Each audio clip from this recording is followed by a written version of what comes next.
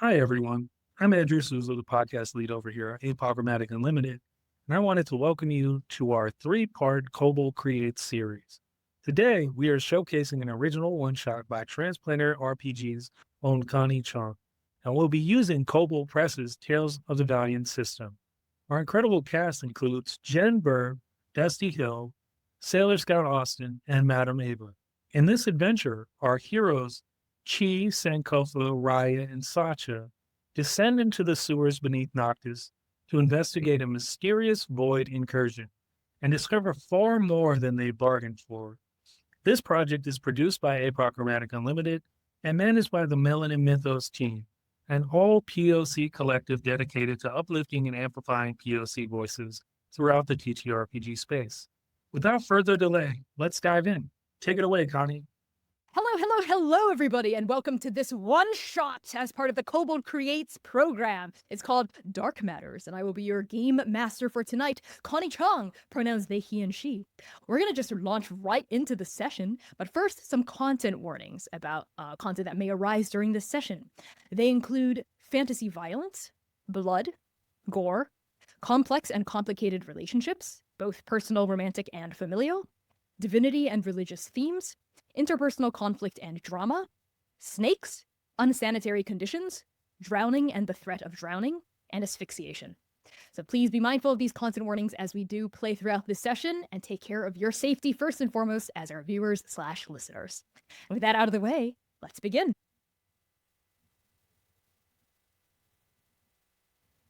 Deep beneath the sunless sky, a serpent slumbers, waiting, dreaming of the end of night, the end of all restraining.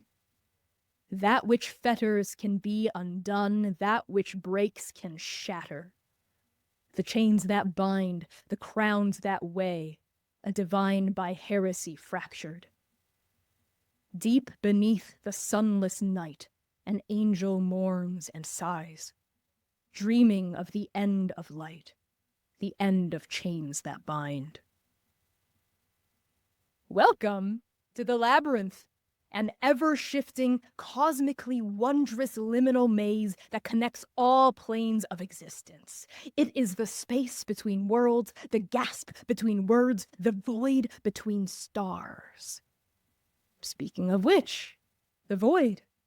The void is an endless, ageless primordial force that lurks at the Chthonian edges of the multiverse, gnawing at the flesh of reality like a starving dog with a bone. It is a dark hunger, a rapacious entity that offers shadowy power to desperate mortals and gods alike in exchange for deepening its grasp over the infinite planes of existence. At least, that's what you've been told. The four of you are each an emissary from a noble faction that safeguards the labyrinth and opposes the encroaching void. For your entire lives, you have been told that the void is violent. It is destructive. It consumes and consumes and consumes until there is nothing left, until even death dies. The void, you are told, is a malediction upon the labyrinth. A devouring maw that must be muzzled lest the fabric of reality itself be subsumed. The void, you are told, is evil. As part of a newly forged concordat between your four factions, you have been chosen to investigate reports of a void incursion upon an outer plane of existence called Nightbloom. There are rumors of a void angel that has taken up residence on this plane. And according to most of the books you've read, a void angel is a powerful emissary of the void, a once divine creature that has become twisted and corrupted by the void's ceaseless hunger. This angel has been hiding on Nightbloom for some surely nefarious purpose, and your party's goal is to learn where the angel is and what it's up to, then report back to your factions so elite warriors can phase in and take care of the threat. Under no circumstances are you to engage the Void Angel. You are not to interact with it, fight with it, or, gods forbid, converse with it. Your elders have warned you of its manipulative tongue, its guilesome speech. Track it down, learn what it's doing, and get out. But things never quite go as planned, now do they? Before we get to Nightbloom and the Angel and the Void, we must first understand the beginning of the end. And that beginning starts with the four of you. Chi. You belong to the Concord of Stars, a powerful faction comprised of mortals and demigods that seek to vanquish the lightless void once and for all. Of all these factions, Concordans are the mightiest and the most divine, imbued with the godly strength required to smite such a daunting foe. On the eve of your departure upon this sacred mission, what safe haven upon your home plane do we find you in, and what final preparations are you making? I'm in the Temple of Solana, doing my prayers for the evening before I lay my head, and seeing if there are any visions that are granted to me of what is to come, and perhaps comforts that will steady me on what is to lie ahead. In this temple to Solana, the light from the dying sun filters in through the open gates behind you. Your nostrils are suffused with the bitter tang of incense and the distant gong of bells sounding over the rolling fields of your home. Solana's light, you can feel it fleeting but always there as the sun dips beneath the horizon. And the shrine in front of you carries the latest offering you have placed upon it. What is it? It is scrapings of horn from her elk mount. It is tradition in home. You always have a mount that you are bonded to. Solana gifted us these mounts. And so, in a way to remember her, we offer a piece of ourselves, our hair, and a piece of the horn. As we pan down on you in front of this shrine, praying, what do we see? What do you look like?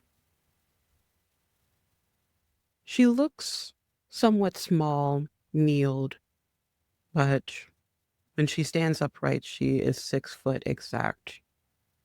Her head is bowed, so you see a large puff of almost clouds, brilliant white, coily hair.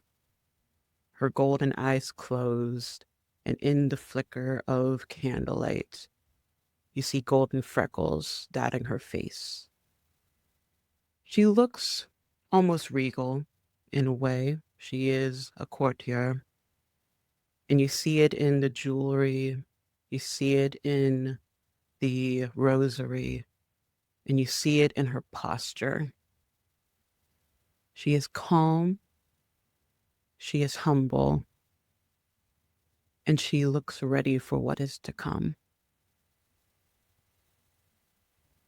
As you slowly rise to a stand, waiting for a sign, an omen, vision from Solana, something to give you good tidings on your sacred mission, you hear a familiar, mortal but welcome voice emanate through the hall of this temple behind you, accompanied by the clacking of heels against the marble floor. I knew I would find you here. And you would recognize your mother's voice anywhere. It is a honey-rich, deep voice, and you don't even need to open your eyes and turn around to know what she looks like as she strides toward you. Ifemi has dark brown skin, long white braids that end at her waist, and golden makeup that accentuates the same bright golden eyes that you have. She wears celestial robes that ripple around her feet as though drifting in unseen water, with half-plate armor upon her chest and a mighty pauldron that speaks to her warrior upbringing. You see a iron sword with a leaf-shaped blade strapped to her waist. And though she moves forward with power, her poise is supported by a deep, internal, unabiding grace. How do you respond to your mother? It is easy to know where I am if I do not go much else. Devoted as always. Pious and loyal. Traits that we have instilled upon you since you were very young. Traits that you carry with pride and dignity. And your mother comes to a stop next to you, marveling up at the statue of Solana that presides over this shrine. Are you afraid?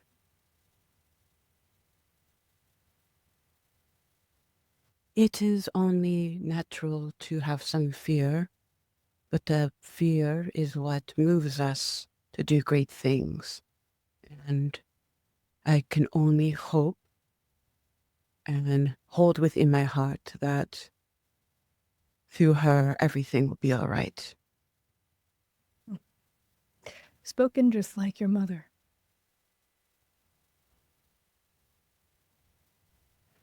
Do not let the fear consume you. It is there to invigorate you, to inspire you, but do not let the fear consume you. This void. And the word hangs so bitter on her tongue. It always has, ever since your other mother passed. It threatens not just our home, not just our faction, but the very gods that protect us, that we devote our lives and souls to. The only way we can pay back the gods that have given us all of this is to help them defy the void, help them destroy it. There is no place in the labyrinth for endless consumption, endless hunger and destruction.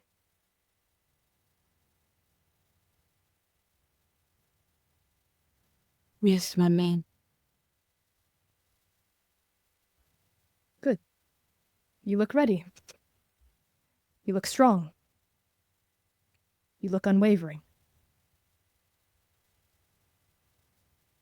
And your mother reaches out a hand and gently cups the side of your face. Ever since you were younger, you have since matched her in height. And though you have only a few inches left before you eclipse her, she looks at you as though you are an equal. Don't forget, our faith is our strength. Hold on to that faith, yes? She's always with us in the day, and even at night. The moon simply reflects her, so she's always with us in the evening. That's right. Even if you go somewhere where you think her light cannot reach, she's always right here. And the hand drops down and gently touches right over your sternum. Both your heart and the place where you know your soul, your divine soul, resides. Upon your mother's touch, you feel that soul flare a little bit beneath it. The divinity, the godhood roiling within you. And at that, your mother cocks her head a little bit to the side and says, not as a scolding, but as a warning, and don't let your own power get a little too ahead of you, yes? We must remember our place. We are still mortal. We are still mortal. Yes. And our fleeting nature is what grants us the passion to devote. I will leave you to your devices here, and I will see you off in the morning. May her warmth embrace you. And may the rays of her light follow you always. Euphemie inclines her head, turns and strides out with the same dignified power with which she strode in. And as soon as your mother leaves, the roiling power inside your chest, inside your soul, it sparks and it settles down just a little bit. but not entirely, because, Chi, there has always been something within you that has set you a little bit apart from the rest of your faction, from the rest of the Concordans now, hasn't there? And the dream you had not only last night, but almost every night before that, it resonates in your memory, even as your mother's words ring through you. This dream, this innate power within you, reverberates against it like two opposing magnets, like light and darkness fighting each other. This roiling holiness that you contain. Chi, what is it? I am meant to be divine. They bless me with visions, with the gift of healing, the gift of creation, and being a celestial myself. Does this not mean I am meant for more? Perhaps Solana's gifts are simply bridal in nature, bridal gifts for a time when I can be truly welcomed among them as their equals. But Chi, you hear the voices of your elders ringing in your head. Your mother is among them. To reach for godhood as a mortal, that is heresy. It simply isn't done here. No. Concordans are servants of the gods. They do not aspire to godhood. Those who have tried in your faction's past have been marred with hubris, and their fall has been just as great as their dizzying ascent. And yet, the dreams beckon to you, cloaked in familiar and vicious darkness. Dreams of godhood, dreams of you becoming the you are meant to be. Dreams bathed in void. Sankofa, you belong to the Keeper of the Keys, an intellectual faction comprised of scholars, researchers, and philosophers that seek to study and control the labyrinth's mysteries, including the void. Of all the factions, Keepers are the most cunning and persistent, imbued with the dogged curiosity required to unravel such a mysterious foe.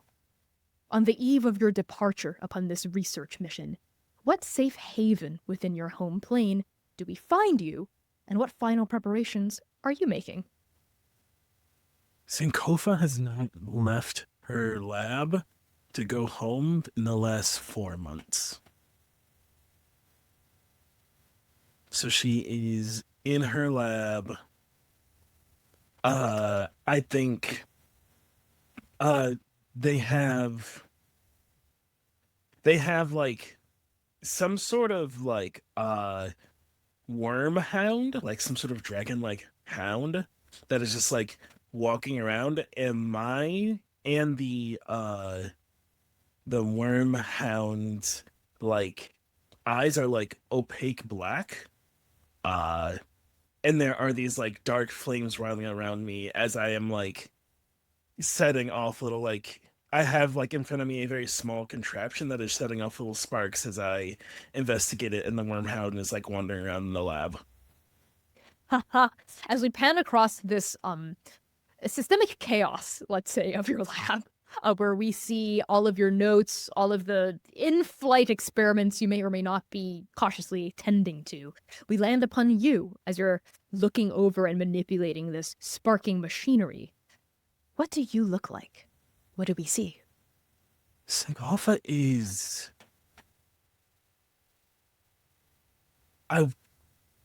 tall, not to be, a one-trick pony. But what a beautiful trick. What beautiful trick it is that I do. So she is tall and has this very very tight muscle from like the practical life of being an explorer, and from being she's an explorer who knows how to take care of herself. I mean, she's an explorer, researcher, and she's not just like face down in books. Besides these last 4 months, and they have what I can best describe that I think people understand is princess face. So it is like, I think there's that shot of she's like face down on a book. You see this tight muscling look up and like, oh, I mean, I think he'd be ugly, but I didn't think he'd be like, regally beautiful either. Like I think it's that sort of effect, and they have the best way I can describe it is that skin that is that kind of like that sort of like dark skin that like sings when the sunlight hits it. And when her eyes aren't opaque black, which is like a skill she can do, they are green. Mm-hmm. And she's an elf. She's elf ears, and probably right now, like a buzz cut, because she's going on this expedition, and she doesn't need her hair getting stuck in anything. That is so practical of her, and I love it. Yeah. You're hunched over this table working on this flickering machinery as your wormhound is kind of pacing with the same void black eyes kind of around your feet. And that's when you hear a very familiar rat-tat-tat-tap-tap on your lab door. There's only one person that knocks like this. It's open. I figured, but I always just like to try to be polite, in case you were in the middle of blowing something up like last time. And sidling into your lab is Ezit Dorian, your lab partner. Well, you wouldn't get blown up if you didn't walk through the experiment. Well, how did I know that you'd reconfigured your personal laboratory to put the explosive zone right by the door? And coming in, we see a tall and willowy orc person with dark green skin, these tiny little tusks that poke out from their bottom lip, and a pair of glasses balanced rather precariously atop a nose that has clearly been broken twice. The first time was when Ezit got into a heated debate with a superior about something intellectual, and they got socked in the face for it. And the second time was when he fell asleep while pulling an all-nighter in his lab and banged his face against an immovable rod when his head dropped down. Nice. And we see that they've got this long, silky black hair currently pulled up into a bun and out of their face, so two wispy strands frame their jaw. And you see magical black tattoos detailing as its favorite cosmological framework of reality, spiderwebbing across his skin in a kind of living, breathing pattern. He's currently carrying like a stack of books that he kind of sets down on your workbench. And these were the research tomes you asked me about 24 hours ago. Sorry it took me so long. You cannot believe the backlog in the archives for these 4 books. hours late. Of course I am. What are you working on now? Don't worry about it. Don't worry about it. Is it gonna explode and blow off my eyebrows again? I look at them at like the corner of my eye. It shouldn't. Okay. Well, and they kind of lean in, looking at the sparking machinery. Is this for your big expedition tomorrow? No, this was so you didn't ask me what I was really working on. What are you really working on, Sankofa? I think I like dropped the like opaqueness of my eyes and on the wormhound too. Just hear me out. Oh, gods above and demons below. And as it slumps down on an armchair that has a bunch of stuff stacked onto it, and they kind of slide a little bit, they get back up and they push the stuff off. Precisely. You need to take better care of your space, too. Anyway, gods above and demons below. What is it? Precisely above and below. So I've been considering, if the void is an entity, why wouldn't we want to converse with it? Because they may know a lot about the cosmology. They seemingly could traverse all of the planes. Sankofa, enough about what the void can give us. The void doesn't give anything. All it does is take and take and take. But why? Because that's what it does. It's evil. But that doesn't make any sense. That doesn't make any sense. It must serve a purpose. All things in a hierarchy serve a purpose. Even if the void is at the top, why does it do that? Is it for balance? This is such... Does it regurgitate it some way? Is it new matter? We don't know. Sankofa, this is just like you, to personify something that can't be personified. The void is just an evil force that seeks to destroy and consume. That's it. No ifs, whens, buts, or abouts. You know me. You know this. You know that I saw this firsthand. That's all it does. I don't even have a home plane to speak of anymore because of what it did to me. I know. I'm sorry. I'm However, sorry. That was... Maybe I'm not so sorry after all. What? just one last thing. We don't know what happens to things that go through it. We just assume.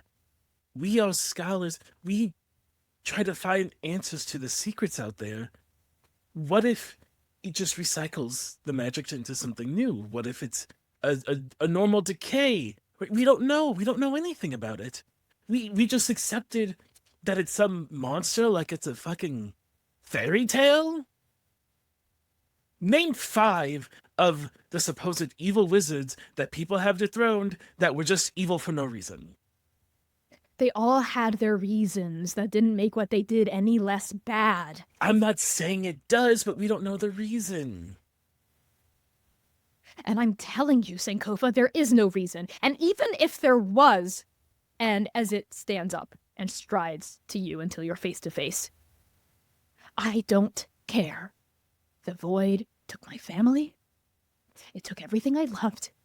It took my entire home, and I'm the only one here to show for it.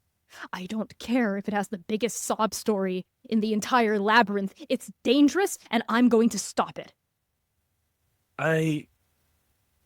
If they allow to put my hands like on the either side of the face. Mhm. It's okay. Can you take a breath for me, please? If your nose twitches anymore, you're gonna break your glasses again. I know. And that would suck. But just promise me, Sankofa, you're not gonna use this research mission as an opportunity to get closer to it. I worry about you as a friend, not just as a research partner. I promise you, on this mission, if anything happens, I will ensure I come back. That is so fucking ominous, Sankofa. Like, what the hell does that even mean? But fine. I'm gonna be waiting for you here, okay, you asshole? Okay, I'm sorry to upset you. I understand. No, it's fine. It's just a lot of drama, you know, and I haven't fully unpacked it, and my therapist is trying, but how do you even process that shit? You know what I mean? It's just, never mind. It's my burden to carry. I don't want it to be yours. I'm just saying that this burden has informed how I see the world. That's all. I understand that.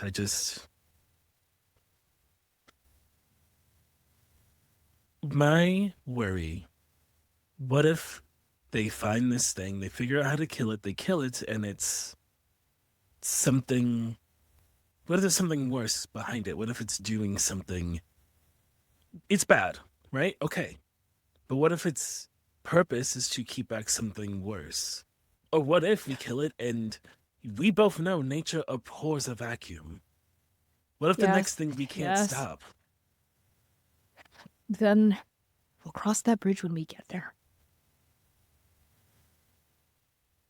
And you're the one talking about being some fucking hero, like you're not a bookworm. You're gonna go kill it yourself, please. I meant I'm gonna kill it indirectly. Like, my research will help support the Mhm. warriors who go out Yeah, and then kill the exactly. thing, because I'm not a Okay. field agent like you. Anyway, you forgot to carry the 2 over here, and they pick up a quill and like very, very quickly fix one of the side equations you've been scribbling. How dare you? You were doing the multitasking thing again, weren't you? Like, writing 10 different equations at once. I'm telling you, that's gonna catch up to you one day, and it's gonna be pretty disastrous, because it's forgetting to carry the 2 one day and then Isn't forgetting it an integer somebody's the turn next to day. make dinner? Right. Are we still good with fish? Yes. Okay. And I'll make sure to make something for this little guy too, and kind of ruffles your hound's head a little bit. Yeah, yes. I'm gonna leave them here with you. I don't think I'll need them this time. Are you sure? Yes, because when there's no one else here with you, you leave the place a fucking mess. Okay, fine. I'm gonna go cook dinner, okay? Just don't blow the place up while I'm doing that. I'm not gonna blow it up. This is a harmless box that was meant to distract you from what I was actually reading. Yup. And as it goes, the door closes and you return to your devices. Raya, you belong to the Old Ring, an ancient faction comprised of guides, mediums, and stewards that seek to connect all worlds of the labyrinth in a united front against the void's ruinous encroachment. Of all the factions, elders are the wisest and the most empathetic, imbued with the careful experience required to survive such an ancient foe.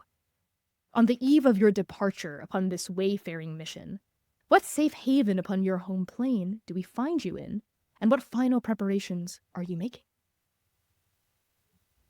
Most would assume that what essentially amounts to a foot soldier would be found in their room or training. My room is empty. It is built for minimalism. Windows carefully crafted, wall scones very precisely mounted to keep all instances of any shadow minimal. Follow the sun, keep the shadows away. In contrast to many of the other rooms, this room is almost entirely bare. There's a bed, there's a desk, there's a wardrobe, and that's just about it. In the wardrobe with no doors, there is a row of flexible leather garments, simple but elegant design, dark grays and blacks and silvers, essentially built to be able to blend in to any kind of environment, ideally dark one. And instead of in this room, the camera kind of travels out the window and up a little bit. And on the roof above the window, I sit, watching the night. Raya, as we pan up to where you're sitting, what do we see? First, we see a willowy figure built for aerodynamics. We see a pair of, similarly to a previous scene, a pair of bright gold eyes, almost like a raptor's, scanning sharply the landscape outside of the window. We see long hair, almost black in this light, but if it were a little bit lighter, it would be a dark red, falling past sharp angular cheekbones, falling past shoulders, down to the middle back. Quite starkly contrasting with the normal professional appearance I would normally have during the day or during a mission of a tightly braided bun. And we see these long willowy fingers loosely intertwining with each other, one hand gently fidgeting with a simple silver ring with a black stone set in it, a gem that seems to consume even the moonlight that illuminates it.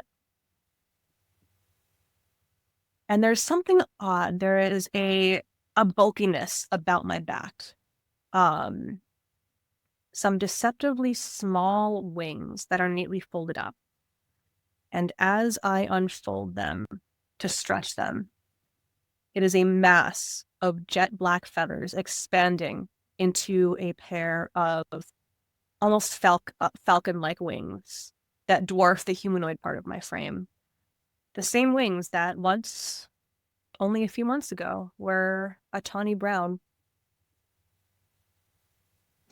As you stretch out your wings and let the feathers catch what remains of the light outside, you hear a familiar noise behind you emanating across the rooftop. A pair of feet accompanied by the clacking of a cane moving forward in your direction. And then will a small chuckle. I think without turning. Dangerous up here. Danger is my middle name. Or whatever it is. Sounds cool. You don't have a middle name. And as we pan down, we see this elf person approaching you from across the roof. They have medium brown skin and short black hair that's neatly raked up and back out of their eyes. They wear the humble, unassuming clothes of the Old Ring. A mixture of a brown leather vest, a warm emerald green sash, and plain trousers cinched at the ankles. They are leaning on a beautifully carved cane of dark black wood engraved with golden leaf-like adornments. And their young-looking face is soft and round, but with sharp, expressive features. And Drudao, your mentor, your teacher, your confidant, lets out a sigh after their laugh and looks out across the roof with you. It's a beautiful sunset. Will it still be after tomorrow, I wonder? Only time can tell. But if there's one thing that's constant, it's that the multiverse is always changing. Are you feeling ready for tomorrow? Do you want to be the soldier's answer or the Raya answer? Let's hear the soldier's answer first. I'm always ready. What about the Raya answer? There's a long pause as I kind of gaze out at the setting sun, at the rising moon. And after several seconds of heavy silence, are we sure this is a good idea? Considering the risk, considering the nature of my power. Well, the council has signed off on it. The success of your previous missions, I think, has inspired some degree of hope, of optimism about your ability to, well, in their eyes, control your power. But we both know that's not really how it works. I think think it that can be the more control. And Drudao lifts up a hand, and up toward the rising moon. And both of you notice like a flutter of movement as a butterfly with pure black wings kind of flutters by and then lands on the tip of their finger. And Drudao considers it. They like slowly bring it back down between the two of you. So you're both looking at this beautiful small creature with its like twisting wings as it's grooming itself, resting on Drudao's finger. Control is an illusion.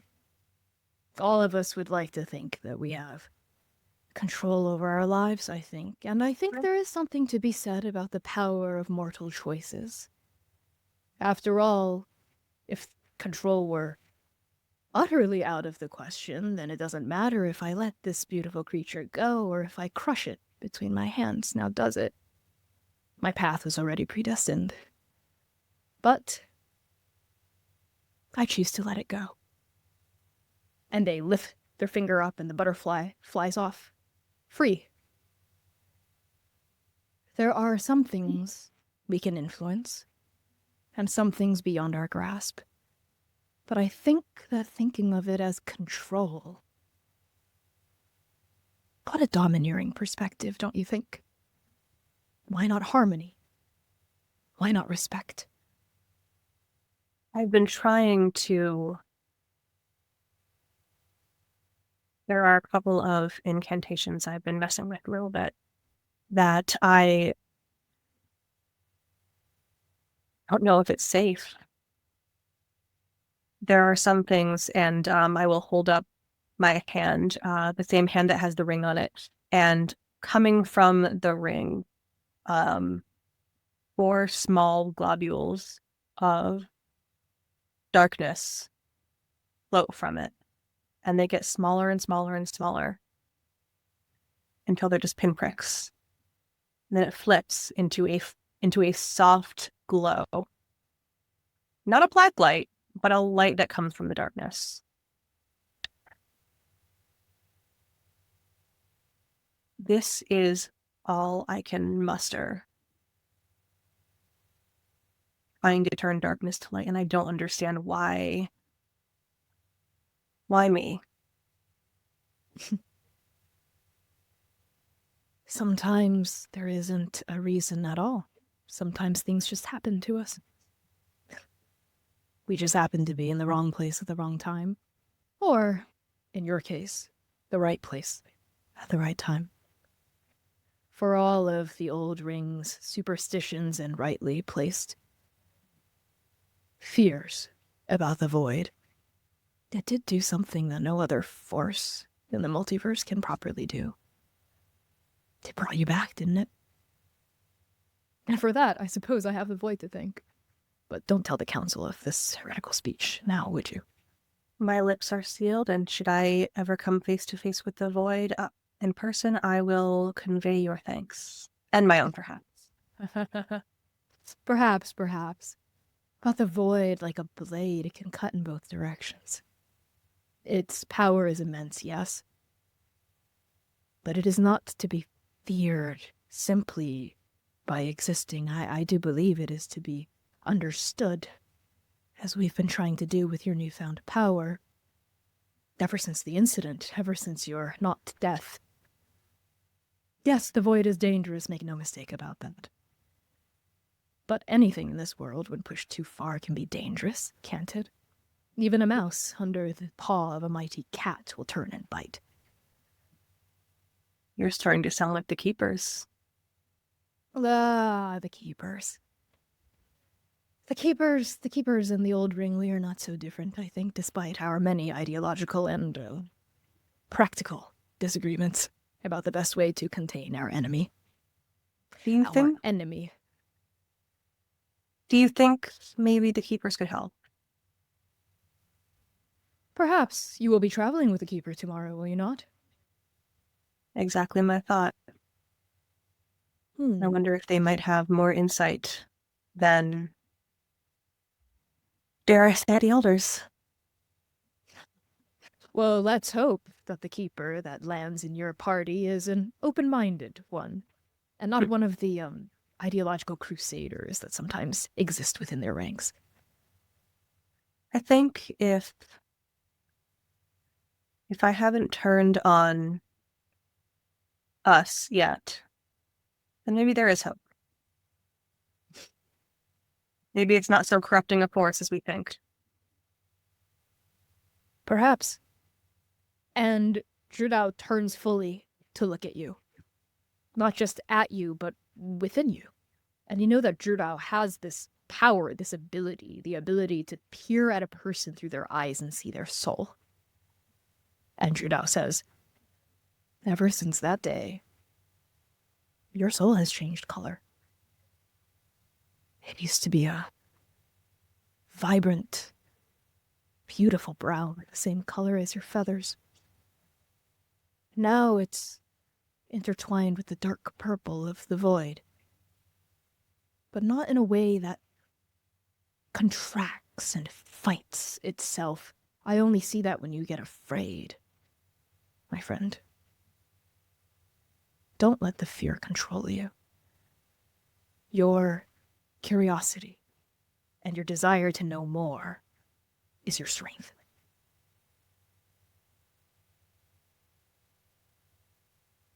Until it lands me in hot water, of course. Yes, but that's why you have wings. Just fly out of it. They're not waterproof. Ah, well. But that's where the Perhaps the metaphor is. Keeper It's all will- right. All right. The metaphor can only take us so far. I know you're supposed to be That's wise and dispense wisdom in the form of sage advice and metaphors, so we will take it and we will fly with it. Oh, we'll do our best, I suppose. And wisdom, I'm barely an elder myself. Barely your elder in terms of our age. But I suppose I am the one person within the old ring willing to work with you like this. I always have been. I've And always for been on your that- side, Raya. I will forever be grateful. I Well, did pay this- it back by coming home safe, yes? I will do my very best, and who knows, perhaps if I go down, the void will see fit to bless me again. Let's not tempt fate. Mm. I'll leave you to your devices here. But dinner will be ready for you whenever you would like it. Perhaps a midnight snack? They gesture at the now completely dark sky glimmering with that moon. I will be down as the urge strikes me. I expect nothing less. Thank you. A good evening. And you a as well. good luck to your mission tomorrow. And I go back to brooding on my rooftop. Satya. Satya! You belong to the Servants of the Dreaming God, a hedonistic faction comprised of the followers of Kartok, the dreaming god themselves. According to the oracles, Kartok bids their devotees to seek pleasure, beauty, and truth in all things, tenets that the void opposes. Of all the factions, dreamers are the most artistic and dynamic, imbued with the creativity to thwart such a fixed foe. On the eve of your departure upon this wayfaring mission, what safe haven upon your home plane do we find you in, and what final preparations are you making? The haven you find Saksha in is, I think, a modest home, not their own, as we enter a scene to many people would seem like other chaos, as there is about 3 pans on the stove and lots of chopping sounds and humming to a tune that Sacha barely knows, as they are preparing dinner for someone and themselves. Lots of sizzling. They are chopping a root vegetable that she has never seen of, which is drove her to pick it up, and attempting to read this old druidic cookbook while measuring a thimbleful of like celestial butter to cook these magical mushrooms under, and trying to get it right. And then I think fire from one of the pans appears behind them, and they quickly grab it to try to get it out, and puts everything in their place in order to hopefully have dinner ready soon. As we land on this frantic scene in the kitchen as you're juggling like 10 different pans and trying to put out an oil fire, what do we see when we look at you? Sacha is not quite tall, but definitely not short. They are broadly built, like broad shoulders, sun-kissed tan skin. They have these thin wireframe glasses on, but they also, around a golden chain of their neck, they actually have another pair of glasses there, shimmering in like a light that is not in the room, but still glowing almost effervescently. And their hair at their roots are platinum blonde, but is down as they're a little comfortable behind them. And you see that's actually like shifting constantly to a different hue of colors. Right now, as they're trying to douse the fire, it's almost like this orange red of like fear and scared as they try not to burn the not home down. As you're like frantically looking for a way to douse this oil fire, coming up from behind you, sidling behind you, is a hand holding the cover, like the lid of a pot that very smoothly slides it over the fire, cutting off the oxygen supply and dampening it within moments. And you hear a familiar voice in your ear go, I do love it when you try to cook dinner for us, but I think there is a reason why I'm usually the one who does it. I had it. It was fine. That's part of the preparation. This is supposed to catch. Yeah, you should have cooked dinner. I was trying my best. I'm sorry. Oh, but it's very cute when you do that. And kissing your cheek is Zheng Mao, your partner. A Siberian person with deep brown skin and a pair of black ram's horns that curl up and behind pointed, tapered ears. Her body is lithe but muscular, possessed of a graceful confidence and power, and their neck-length black hair is tastefully tousled. Their armor is not on them. You know for a fact that it is strewn all over their bedroom, third room right now, and they're currently just draped in a silk robe with the sash loosely tied around their waist. Yes. Well, there is some edible mushroom pasta right here. We could probably scrape out the burnt bits. You know me. I like burnt bits, especially when they come from you. And they turn around and like kiss them back on the cheek. And as they take in their partner, their hair color turns from this orange red almost to like the color of a sunset over an ocean, waves lapping in this orange, pink, blue hues. Um, and say, "Are you sure you won't be bored while I'm gone?" No, I'm going to be absolutely fucking irritated from how bored I'm going to be. Do you have to go? Can't you just send someone else? No, I do have to go. I Really? Come on. What if you were injured the night before from a kitchen burn, a very bad kitchen burn, and you can't make You it? know, I tried that once. However, there are incredibly great clerics to Oh, clerics. So I know. clerics here, clerics there. You know how I feel about clerics. They think they're so great because they control your life or your death. Nah. I say when you're supposed to die, you die. Yeah, yeah. It's important that I go. No one, look, there's not many people as sharp as I am. And That's true. I need to go. I need to go see. I would be lying if I wasn't a little excited. Mhm. You know, Mm. there's supposed to be some real scary stuff over there. You do like your scary stuff. It's so fun. And Sasha, I have a question for you, which is, does she know? Does Zheng Mao know about your dreams? No, they do not.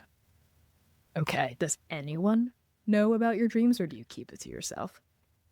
No one knows about these dreams. Okay. Then in that case, Zheng Mao says, "Oh, I know you've always had a thrill for the dangerous missions.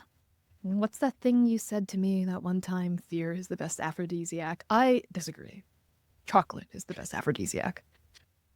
Yes, Also but if you were scared while eating the chocolate, it does kind of build into a rhythm, you know?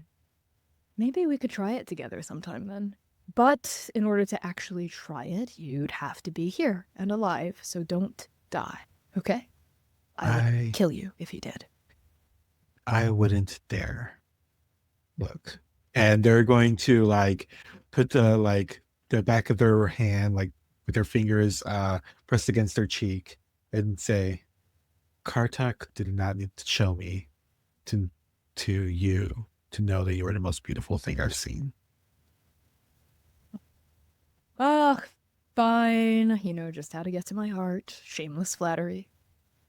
And Kartok would not have shown me to you if they didn't know that we are destined to have a beautiful and wonderful and pleasurable life together. Exactly. So they wouldn't they have a weird sense of humor from my understanding, but they wouldn't do that. Well, I certainly hope not. I might change gods if they did. No, yeah. Wouldn't want to upset them. Oh, very well. Do you want me to take over here, or are you good to finish up? Why don't you let me clean up a little bit and I'll see what's salvageable. Very well. I'll go put on some clothes or something, I suppose. Don't do it too fast. I would dream. And Zheng Mao sidles off, their kind of spade-tip tail kind of brushing you along your lower back as they do, and they vanish into the other room, leaving you alone to your devices for another moment by the stove. And as you kind of finish up cooking here and clean up the burnt bits a little bit, like mop up the spilled grease, your mind travels to your dreams, of course. As a servant of the dreaming god, the realm of night, the realm of the subconscious is a holy space for you. That's when visions and omens most clearly come to dreamers. And you, especially as of late, well, you've been having some interesting dreams, haven't you? Dreams tainted by void? Tainted? Is that the right word? Dreams brimming with void and what's been taken. But for some reason, you can hear them. The stories, the worlds of places that have never existed, places that used to exist but no longer, people that used to be but were taken by a force greater than death, greater than even the gods. Tell me, Sacha, what story tugs at you with the most interest of all the ones that the void has taken and now been showing you for some reason? I think this appears as they are trying to scrape the burnt mushroom stuck to this pan, and it's giving them the image of this world of sentient earth where every rock, every obsidian stone, every mountain not only lived and breathed, but they sang to each other. This world was never silent. It was only silent when it was gone. And the only person to even remember it is Sasha.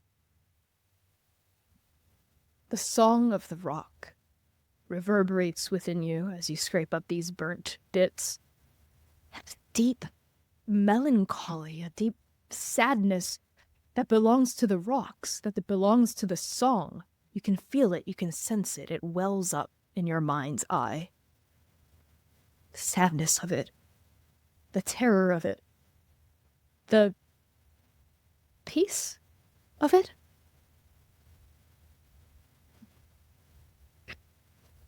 We slowly pull to black.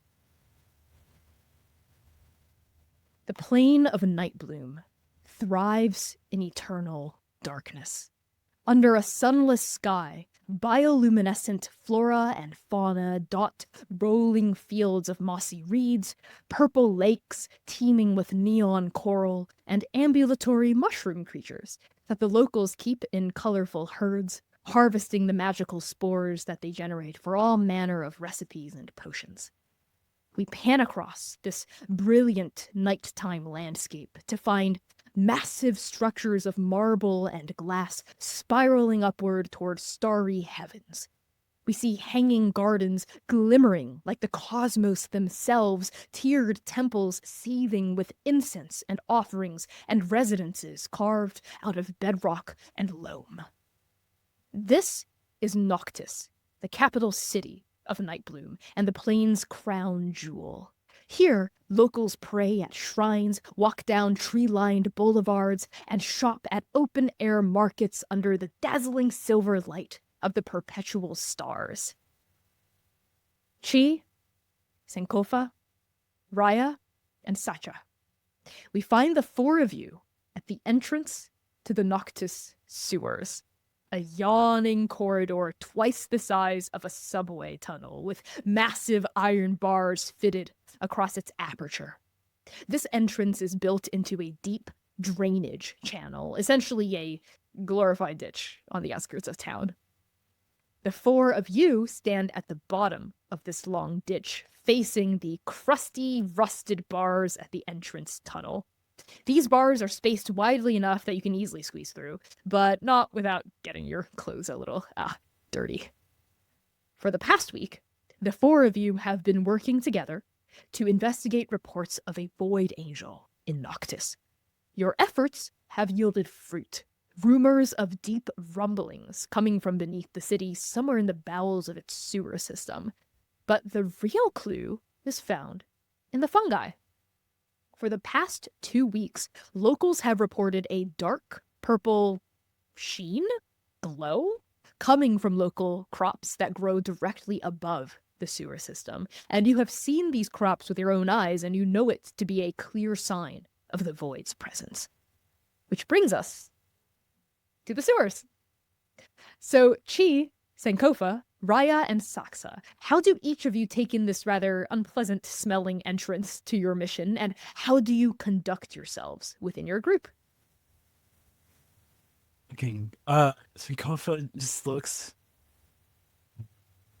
He was right. He was right. He was right. And I go into my bag and I take out a pair of like thick, like, you know, prototypical adventuring boots. And Sankofa is barefoot and like she slips her feet into him. I know, you should wear boots. Why would I need boots? I mean, I've smelled worse. I say to like everyone else. I think. can Go ahead. I can at least clean us up after this is done. So we at least have that. I mean, that's fine, I suppose. I've been wrist deep in all sorts of things. I don't really mind, but sure. Oh, my poor sandals. Oh, yeah. Bad. That's not sandals. Bad decision. I Do you didn't- think they?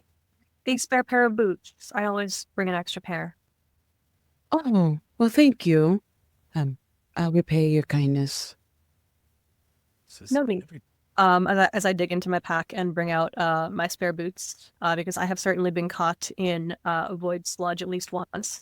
And I will hand them over. I hope that they might be a little bit big on you.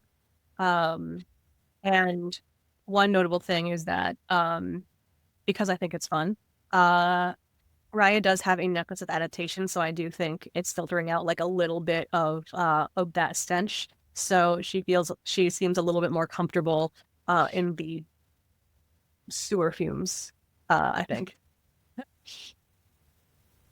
I think Sacha has taken a cloth and just like basically have made like a makeshift mask, like specifically around their nose. Also they like tap their heels together and float a couple inches off the ground with their boots of levitation. That's so funny. Picking items. and, like, Honestly, I don't valid. know if this will be super useful. This is the best item I could possibly have. You always go for the flying boots. And just yeah, it's great we all have boots. No, I you should have think taken the they'll- flying carpet. Do you Flying think they'll person, let, so think they'll let me eat one of the spores if I ask nicely? I don't. perhaps we should look at the spore before we try to eat it. I would Well, love a that- sample. Actually, I go over and I start taking a sample of a spore. I mean, I was going to say, do you need to ask? I won't say anything. Think of this as like one of those sacred oaths when you like confess to a priest thing. I'm willing to do that if you don't implicate me in What whatever happens to you. in Night Bloom? Sankofa, why don't you make me a nature check? As you walk up to the entrance of the sewer, there are plenty of Rolling things dice. growing along this entrance. Let's say you're able to harvest a spore from a nearby fungus. Synthetic 20. Synthetic 20, yes. You can tell immediately, visually, without even touching it, that this is one of the fungi that has been affected by the presence of the void. And you can always tell, the first signs is like a purpley sheen to something or someone, just a kind of purple tint. And this fungus doesn't look naturally purple. It looks like maybe it was once like bioluminescently green, but now has that shimmer to it. How do you harvest it? Are you touching it directly? No, absolutely not. I'm a field researcher. That was almost so fun. I like get over to it and I like glove, forceps. Cut it like a small dagger and I cut a little piece, put it in the vial, and I close the vial up really tight and I Okay, before all that happens, when you lean into this little mushroom growing out the side of this sewer entrance, by itself, undisturbed, with just the purple glow, it looks perfectly happy. It's literally just sitting there and just glowing, literally not doing anything. Really, Yeah. You sense the void energy pulsating off of it, but it's not like irradiating the world around it. It's just purple now. But as soon as you approach with the scalpel and you start to cut into its flesh, the purple The purple flares a little bit, almost angrily, almost in pain, when you sink the knife in. A kind of not sentience necessarily, but reactivity that a normal mushroom wouldn't have. Do you keep going to cut the stem off? No, I like stop. Okay. Interesting reaction. And from the cut, you notice purple goo start to ooze from it. Oh, that'll blood. Could I What just you like do? hold the vial under? Absolutely. Yeah, you got a synthetic 20, so you are able to ably and without making any of the goo dribble on yourself, harvest some of the purple blood, let's say, dribbling out. I take that and I close that up. But behind you, floating upside down, their hair in a ponytail, like glowing, almost like whatever the color of like ecstatic curiosity is. I'm thinking like a blue green is their hair right now. Just Blue green flare. Oh. Okay. okay. What? No. I don't know if I actually want to eat that. No, odd reaction. Yeah. I mean, yeah. I've Did it? interacted with plant matter that has sentience before, so I'll leave it alone. But it's odd. Uh-huh. May I? Uh-huh. As I indicate, just the universal gesture for may I approach. Oh yeah, certainly. Okay. I would like to swing in and take a look at it from the perspective more of someone who has a connection to the void, and try and kind of reach out with my void mind tendrils, if you will. Okay, make either an arcane or insight check. Up to you. I think, let's see. We're gonna go with insight. Insight's a little bit Okay. better. That's still a 10. Okay, yeah, that's not bad. So looking at this, both the mushroom and the blood inside the vial, you can tell this is something you resonate with very intimately and personally, that this mushroom has been changed by its contact with the void. And your mentor's words resonate in your ears, Judau's words resonate, how after you were brought back, you were changed. Your soul itself had transmuted. So the presence of the void here, it's more evidence that it does change that which it touches, but looking at the mushroom, not necessarily in a bad way always. It only seemed to react when it was cut, when it was interacted with violence. Are any of you able to tell if this thing is hurt or just... I would like to see if we can repair that, honestly. I can if you give me 1 minute exactly. I have an ability that if I examine something for 1 minute, I can ask the GM a question and he must answer truthfully. Like, Let's say this has been... We just wait 60 seconds. No, this has been sufficient. It has been definitely 1 minute at least since you've looked at this thing. Is this mushroom... Right, you is the mushroom feeling pain? Is it hurt? Does it have the ability to be and feel hurt, or is it reacting in like a natural set? Like, and that's, where's the line there, but like, is it hurt? The answer to that is yes and no. Okay. Yes, insofar as cutting it now, it has reacted in pain in the same way that trees, even non-sapient talking trees, can feel pain. Right. That's what sap is. It's a pain Right. response. But we don't know as mortals what it is like to be a tree and feel pain. It's possible their experience of pain is very different from our experience of pain.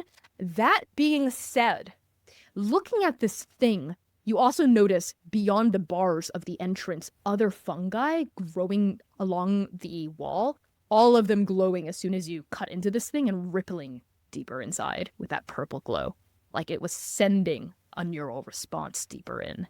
So this void aura is connecting this mushroom and all the other fungi here to something deeper within. I stand up. Yes, it is.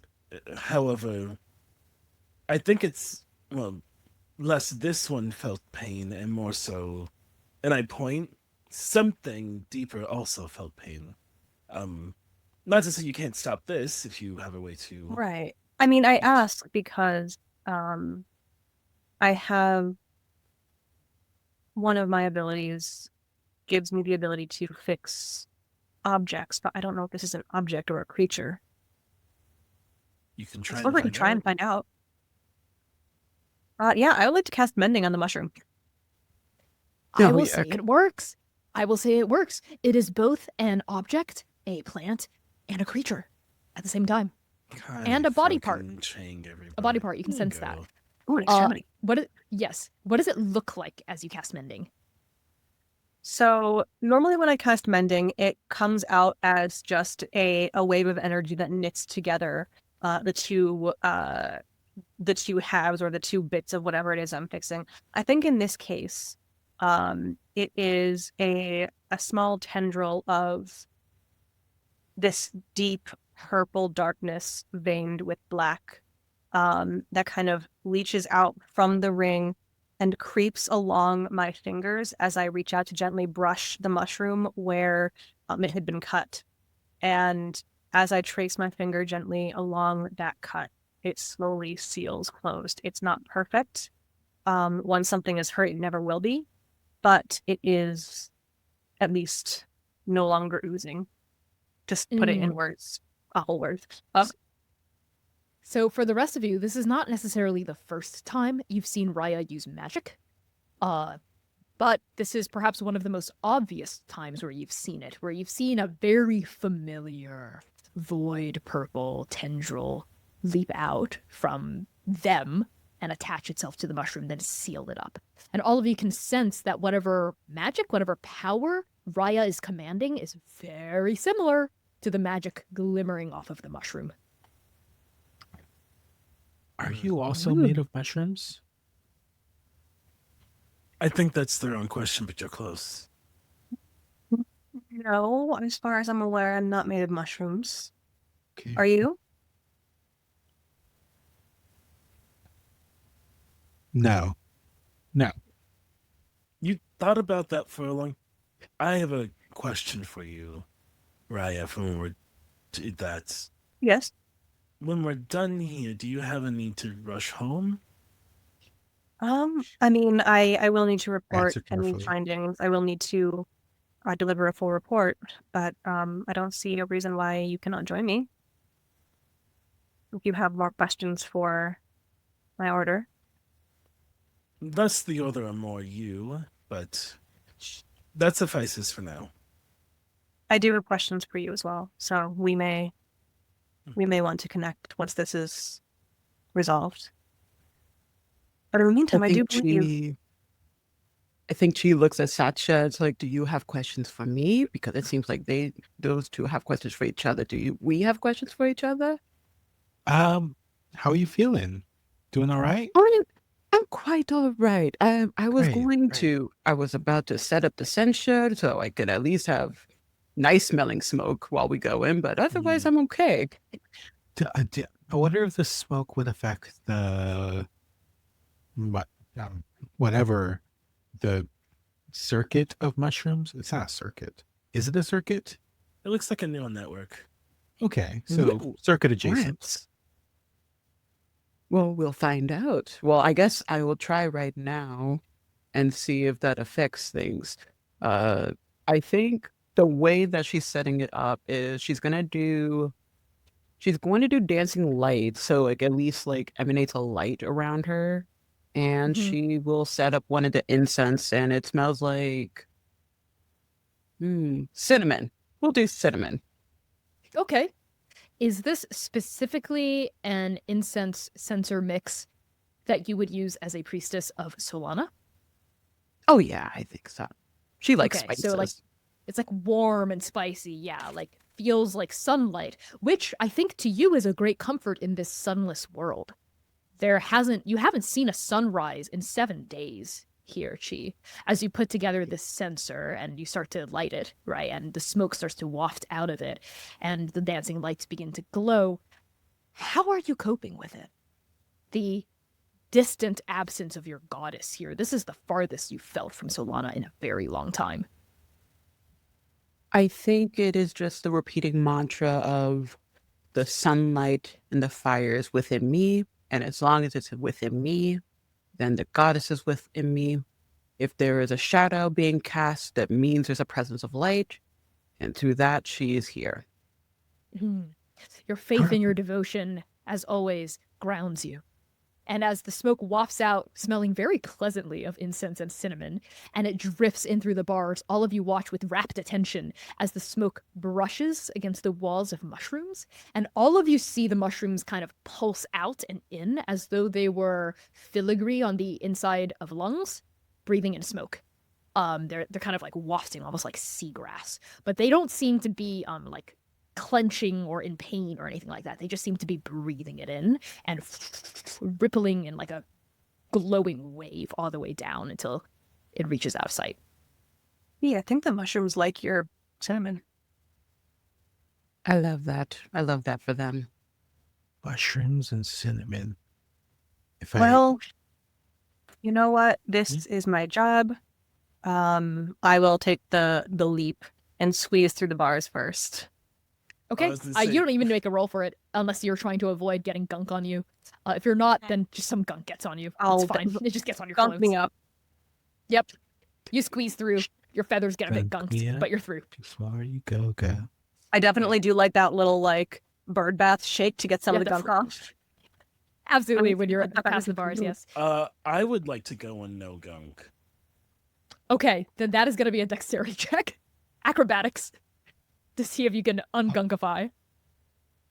I would also like to go gunkless. Yeah, to anyone who would like to, yes, Same. ungunkify can make an acrobatics. Yep. That's a as was born natural 20. Oh, Period. okay. Let's go. What? This is how do you critically succeed on not getting gunked? I think it looks like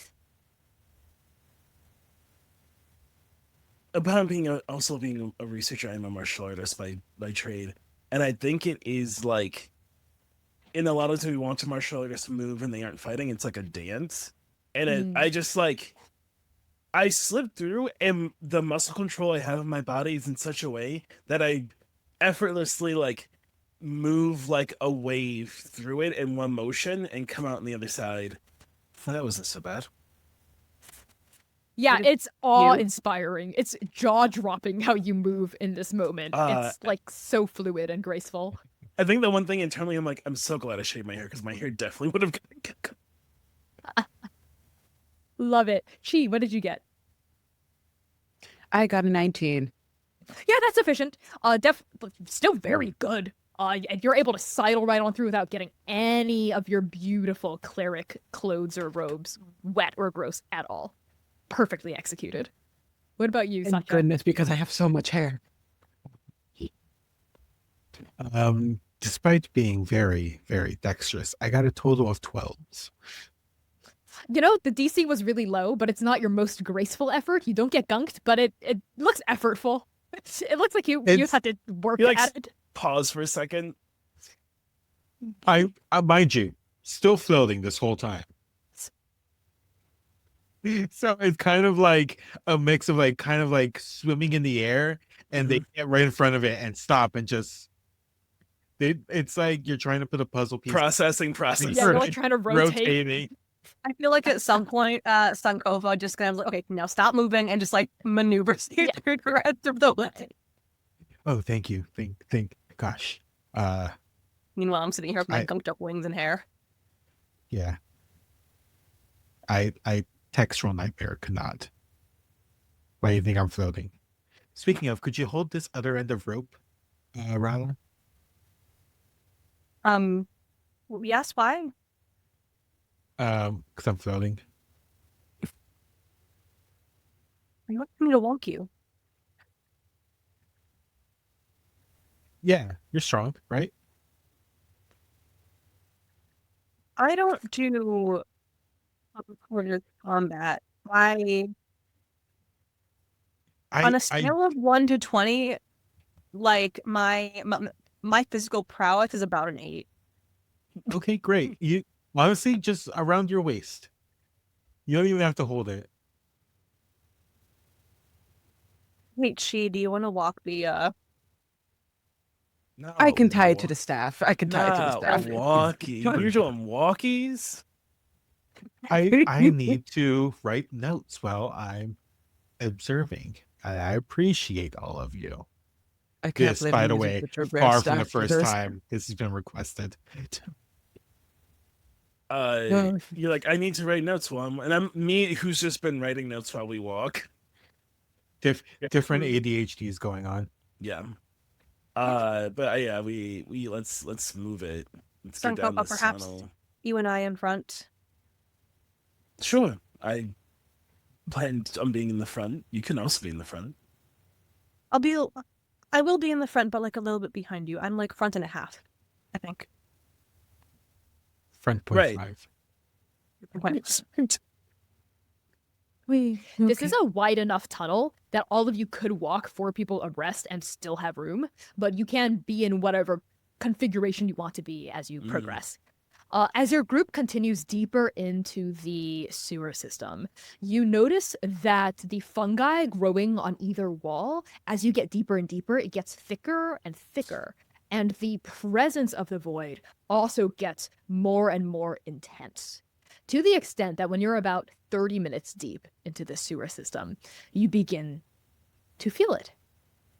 The actual aura of the void that signals you're getting closer and closer to its source. It's like a kind of invisible miasma that starts to cloak the air around all of you, a familiar miasma at this point to each of you, a stifling but also light presence. It's a contradiction of sensations that your mortal bodies struggle to comprehend. You, Chi, and the divinity within you. As soon as you encounter this miasma, you feel your divinity start to spark and flare inside of you, as though responding to the void, responding to what the void is trying to invite you to do, trying to give you permission to do. Do you indulge this flare of infinity, or do you press it down? I think she presses it down. She doesn't feel a need to do it right now. Okay, I need you to make me a wisdom saving throw. Oh boy, I'm proficient in that. Hopefully that benefits me. Yeah, as a cleric. Okay, 17. Yes, you are more than sufficient at suppressing it. What does it look like as you tamp down this spark of divinity that tries to become free? I think her hair is already a very brilliant white, but there's a moment where it seems to have a shimmer of gold, and there is a ghostly presence of wings starting to sprout forth, and it flares. It goes wide and big for a very flashing, brief moment before it settles back down. All of you see this flash coming from Chi as soon as you hit the miasma. Oh, I'm so sorry. You all right? I think a little bit of the ancestry kind of doesn't like this. Mhm. It's fine. It's fine. You have cosmic indigestion? That is what you made it sound like because you did one of these. Yeah.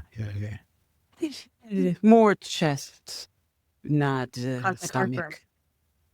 A little bit. I think that, yes. Would any of you like to peer a little bit deeper? Oh, Okay. So Chi, I need you to make a deception check. Yes. Chi, make a deception, and anyone who wants to, you can insight. And if your insight beats Chi's deception, then you can tell that they are there's something else going on here for her. I'm too busy writing down cosmic heartburn for a novella. Yeah, My insights a whole ass 16. Okay, what did you by get, Chi? before, so you got she's an honest person, but she doesn't know what she's hiding. No, it's a very obvious hide, even if you're not actively. I think anyone's passive insight that's above a 4, you can clock this. What is the overarching vibe that I am getting? Because like obviously like I can't like be like, oh, this is exactly what you're thinking, but what flavor of tension is there? I'm picking up on. I think it is a tension of I hate this movie for doing this to me, but like a conceal don't feel type of vibes are frozen and just like, hey, if we just don't acknowledge it, it didn't mean it didn't happen. It just didn't happen. Sure. I think for my part, Raya will give you a look of understanding almost, but not say anything. Mm. But you can see that there's a little bit of friendship there. What about Sankofa? Sankofa, I don't think I do a look. I think you're like, yeah, it's just like, some chest burn, and I'm like, interesting. And I write like a bunch of notes. Celestial chest burn. Yeah. Infamous lie. Sure. Big block letters. Sacha, do you look and peer deeper, or do you take it at face value, despite the obvious lie? I mean, it's clearly a lie, but I can't blame them. We're far from home. This is Fair. something that is quite literally the antithesis of our lives. I get it. I've lied. As all of you continued downward, that flare was like brief, but it was intense and it was noted. But it does get bottled up, it does get suppressed. But in that moment, the rest of you had felt just a tinge of the truth of that flare, because you had such a marvelously low deception score. I'm going to just give it to the rest of your party. That flare felt distinctly divine. If any of you have ever actually interacted with the gods in any way, shape, or form, it would feel like that. Not just someone who speaks for the gods, but an actual god. But it's so brief that it can't be lingered upon. As all of you continue forward, the miasma thickens and thickens and thickens. It is the darkness at the edge of a halo, the light at the bottom of a well, and it is turbulent. As you progress deeper, it feels like the miasma itself is starting to come alive around all of you. It feels volatile. It feels unstable. Similar to that kind of like shuddering shake that you all saw from the mushroom when Sankofa cut into it at the entrance. There's something off balance here about the miasma, something causing it to clench and lash out this way. Right now, however, it doesn't actually physically damage any of you. You can just feel it in the air around you. Chi, Raya, and Sacha. The three of you in your own ways have your own internal connections to the void. Whereas Sankofa, you are a seeker, a grasper of the void who has not yet, as of this juncture, fully invited the void into yourself, into your own corporeal form. Is that correct? Yes, I think Sankofa exploring the art of the flickering dark is has been trying that, like, to whisper to it, but that is, I don't think that is yet. No. Okay, you're trying, you're an adept at it, basically. You want it to respond to you. You want to know more about it, but it hasn't happened yet. Yeah. Even so, you can feel it too, because you're so attuned to studying the void. You notice it and you sense it. All four of you, as you progress deeper, you feel pain? Not your own pain, because it doesn't damage you. You don't take any detriment to your health here. But whatever the source of this void is, it's in pain. It's hurting.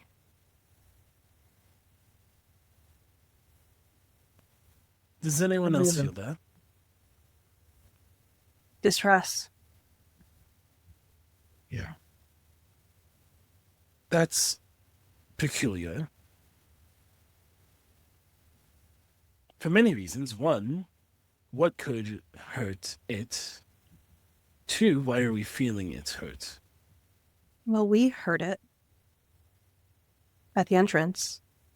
Mm-hmm. I suppose. But I think this is less a creature in and of itself and more the influence of the creature spreading across this land. It's Responding Manifesting. to signals from the origin. it's manifesting how it feels like around it to stop people from approaching I or don't to know. lure people in. Or to call for help. If you all would like, you can make insight or arcane checks on this pain you all sense through your subconscious. Arcana. Hands. It's a 4. Oh no. Okay, Raya got a 4. Sankofa? I got another synthetic 20. Oh wow, Jesus, you're rolling really well. Synthetic Hot 20 from Sankofa. hands. Chi? You're Oh, you are muted. I got a nat 20 plus 7. Nice. Oh my god! A 27 Check looks somebody good. into our world. Hell yeah. Yes. What about Satya? I got a nat 20 plus 4. Everyone did really well except Raya. Raya isn't sensing shit. I am sitting here like, yes, I am deeply interconnected and connected to the void. What the fuck is it saying? Okay, I have something for you, Raya, for your very low roll. I'm going to do the high rollers first.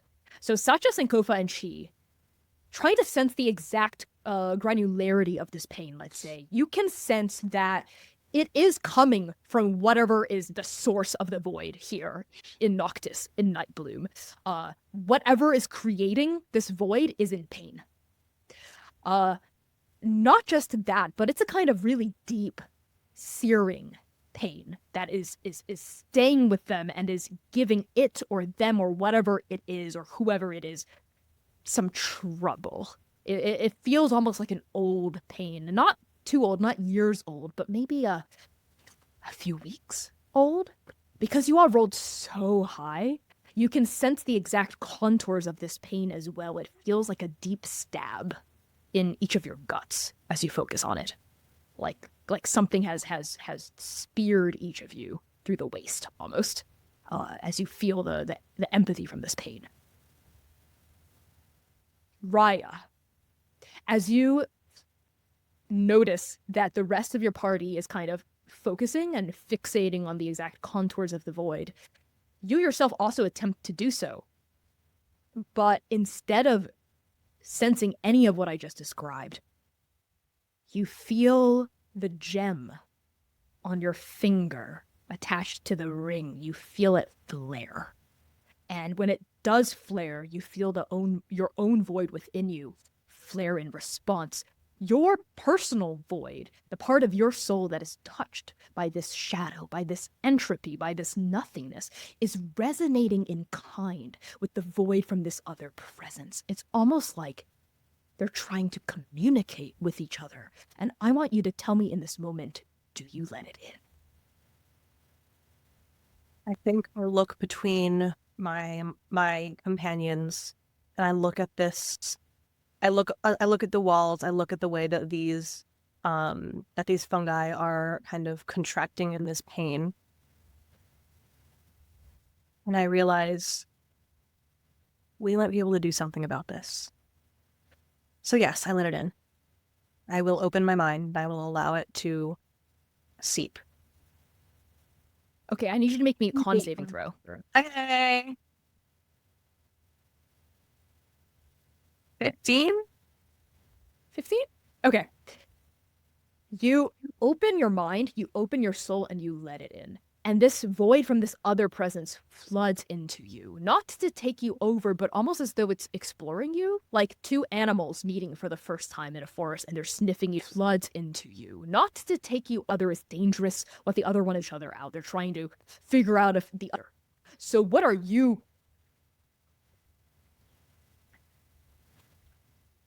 There is curiosity, I think, is the overwhelming one.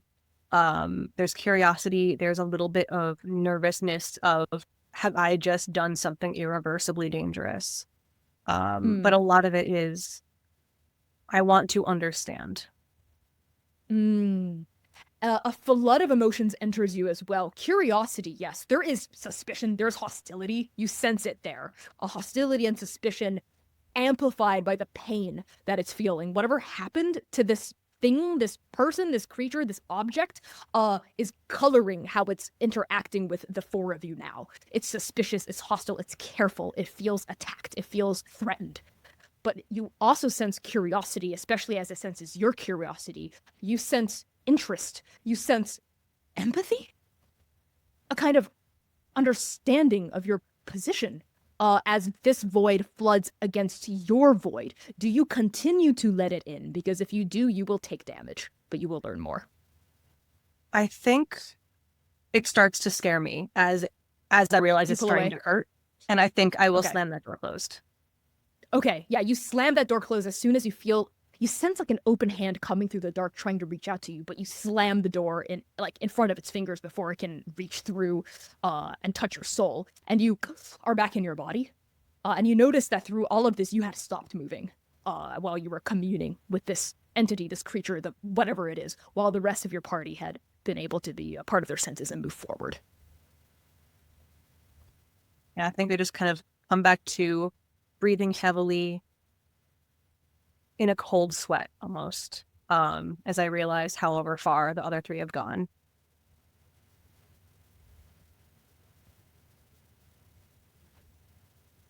You guys, how far did you go?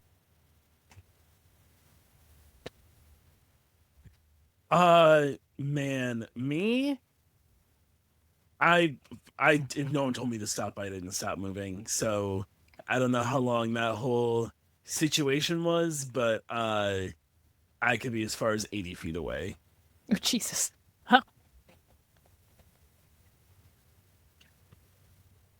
I think Sacha is very dependent on G, like walking. But I think she is like a leisurely walker, and I feel like she does notice that, like, wait a minute, there's one of us missing. Hold on. Mm-hmm.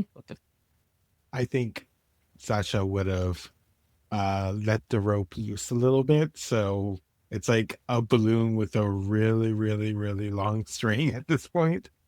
So I'm probably closer than the other two just by virtue that I've been floating horizontally. I'll take all these notes. And I just kind of like look back at you, just you okay over there? I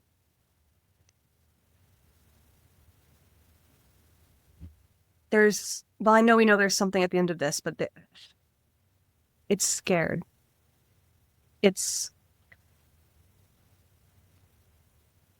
I don't know how to explain it. There is something at the end of this that it's hurt, it's in pain. We knew that. But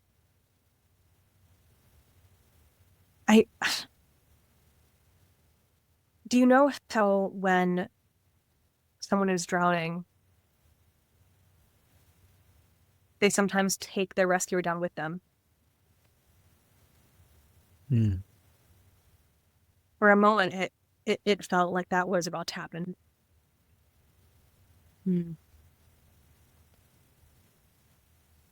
Well, I guess let's tread carefully.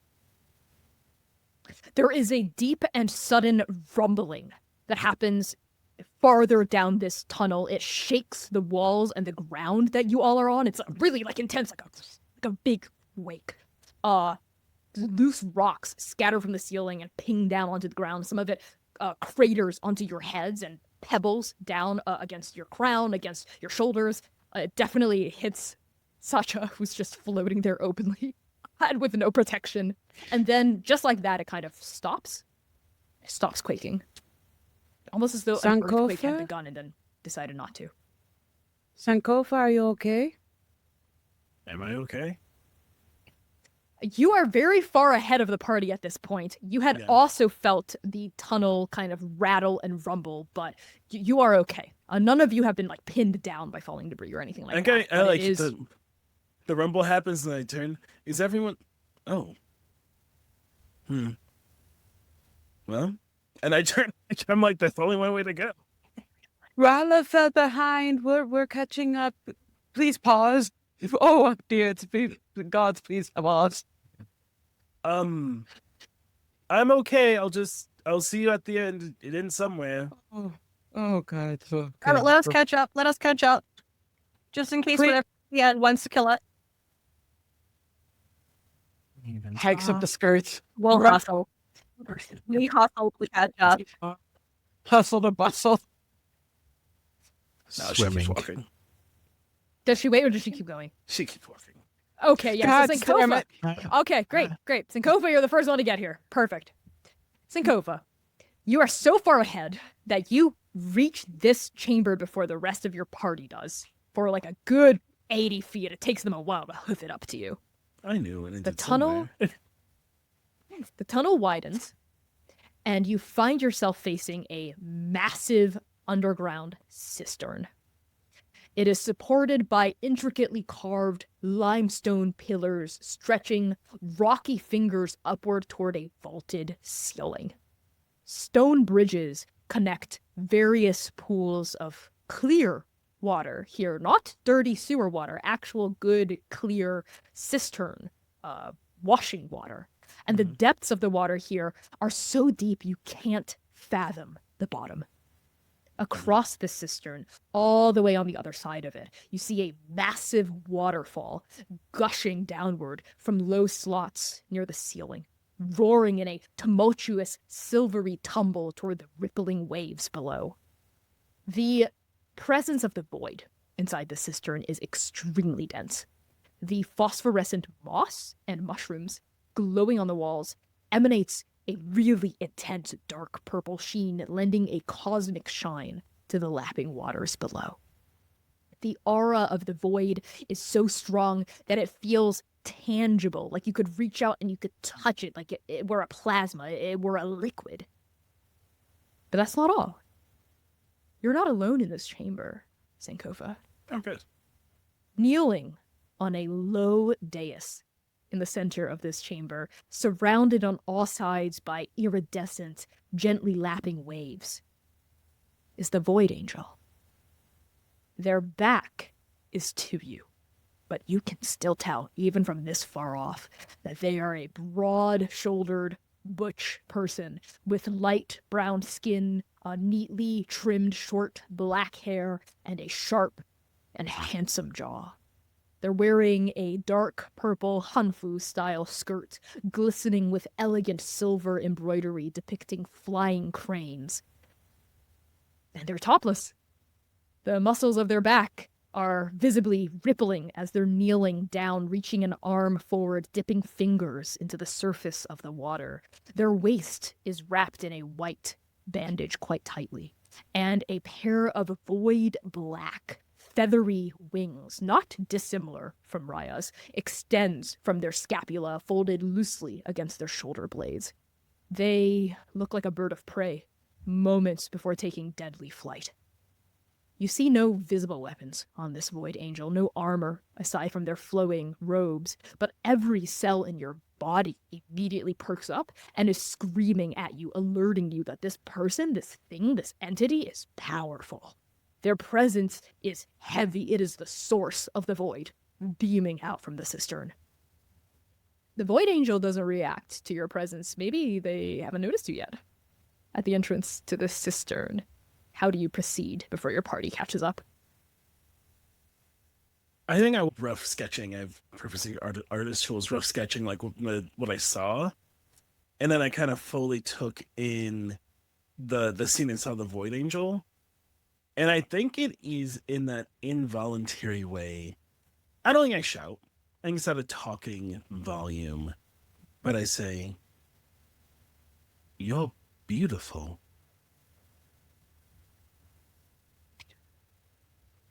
Immediately, at first you think maybe your words were swallowed by the waterfall, because you were just speaking at a normal volume. There's no way a regular person could have heard you from halfway across the cistern. But then, they tilt their head.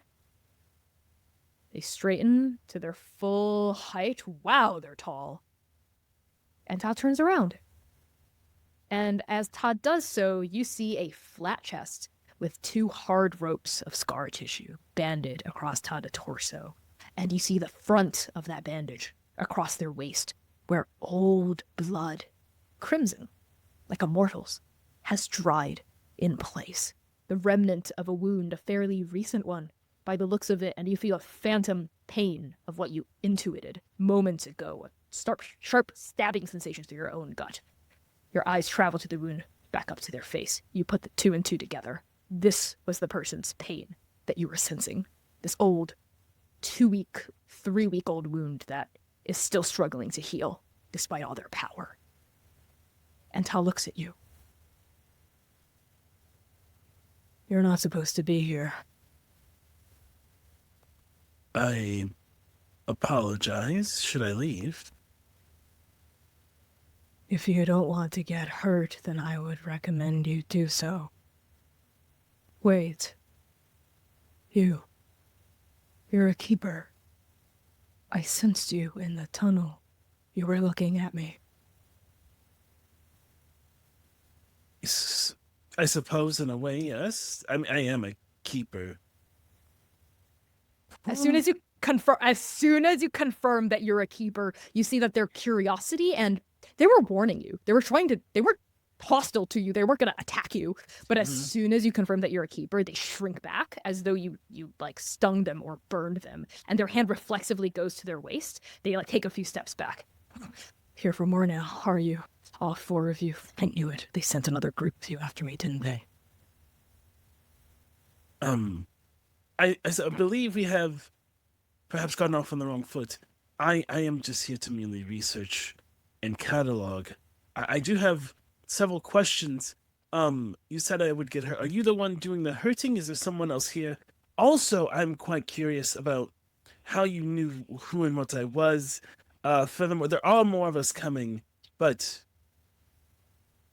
you said they did not send another group. We are the first group, but we are not. I'm actually breaking the rules by talking to you. As these words spill out, this void angel's pitch black eyes were fixed on you. You cannot tell if they're accepting what you're saying, if they're confused by what you're saying, if they're angered by what you're saying. Their face is immutable. It is unreadable. Before you can even get the chance to make an insight check, the rest of your party catches up.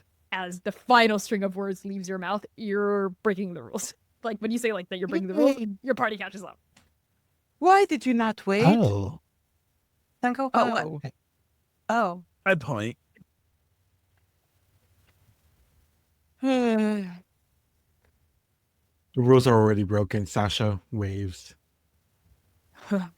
One from each of the factions, then, just like last time. This little alliance of theirs, what a farce.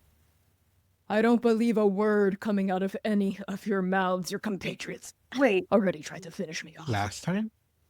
what do you mean last time? We were sent to do reconnaissance. We weren't sent to engage. Don't play naive. The 4 have been tracking me and my brethren across the labyrinth since we were birthed, since we were created, since we were spun into existence out of grief and rage and just plain bad fucking luck. But I'm not going down without a fight. I refuse to be bound in chains ever again. That makes sense. I start putting away my notebook. I'm like, well, they made it clear that. I start like that makes sense, and I start putting my things. I suggest everybody gets ready. Wait. Shit. Was that you in the tunnel? You, touched by the void. Do the 4 even know? Is the old ring even aware of what lurks inside you, Wayfarer? Yes, And they still know. they condone this. They must be desperate. Mark my words, they will use you, and then they will discard you, each of you, as soon as your use has run dry. And I mean that for you too, God-touched. And their eyes fall on you, Chi, the divinity that lurks within you. The divinity that you are trying to suppress even now. Don't you know it challenges your order? It challenges the Concordat. I mean, yes, but I just simply want to make sure that everyone's okay. If it gives comfort, why not? At the cost of your own divinity, then, you would allow yourself to be chained. to be suppressed. They'll see in time. Time always does. Time, too, can be subsumed by void. Especially a void as volatile as this one. And you, dreamer, you've been touched by void, too. What about you?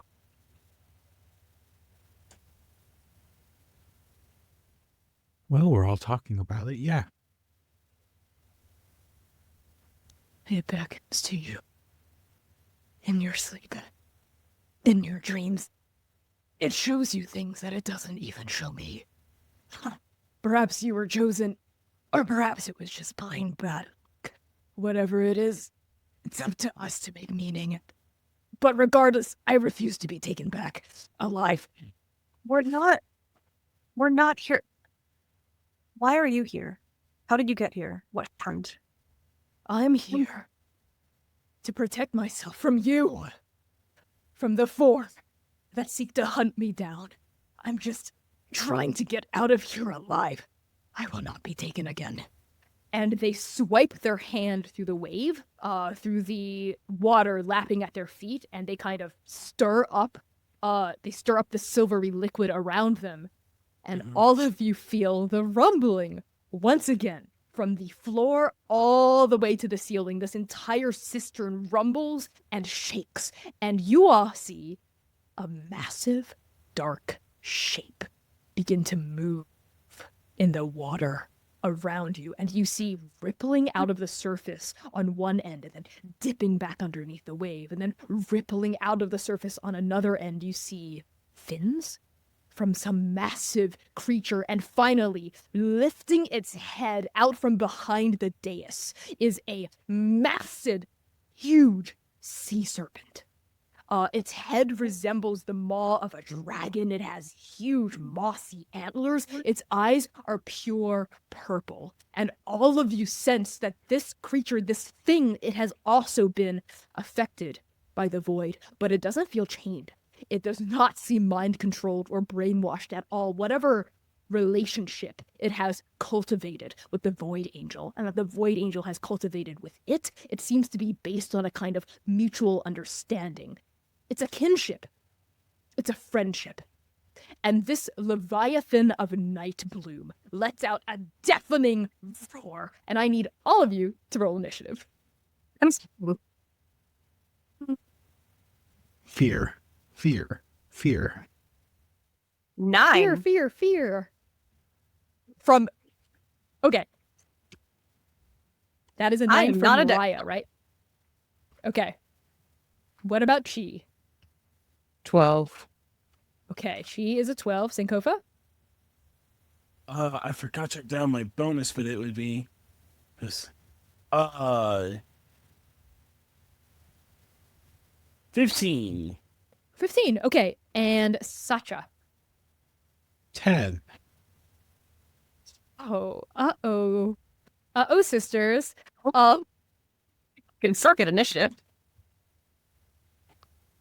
Okay. Oh, I don't like that. The first thing that will happen is this thing roared, right? So I need all of you to make a Constitution save. Oh, you sure about that? You sure about that, You Chief? sure about? Yes. 21. We'll take it. 21. Okay, 21 from Raya. What about Sankofa?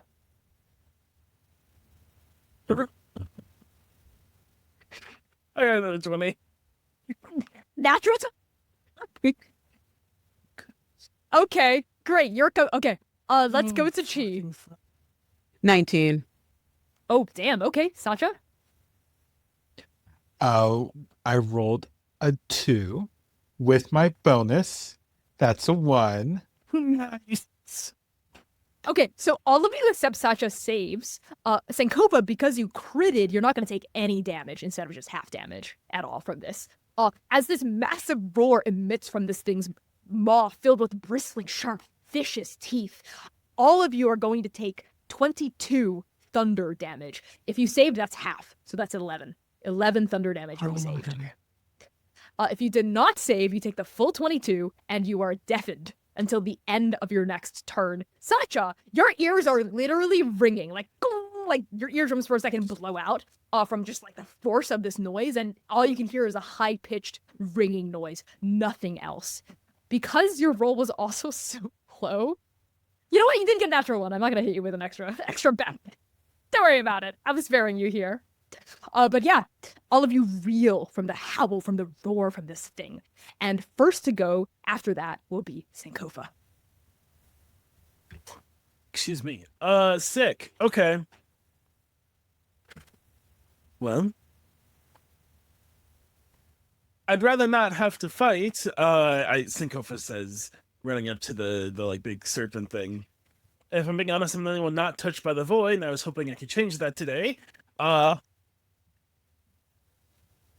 I am going to what is it to activate my dark?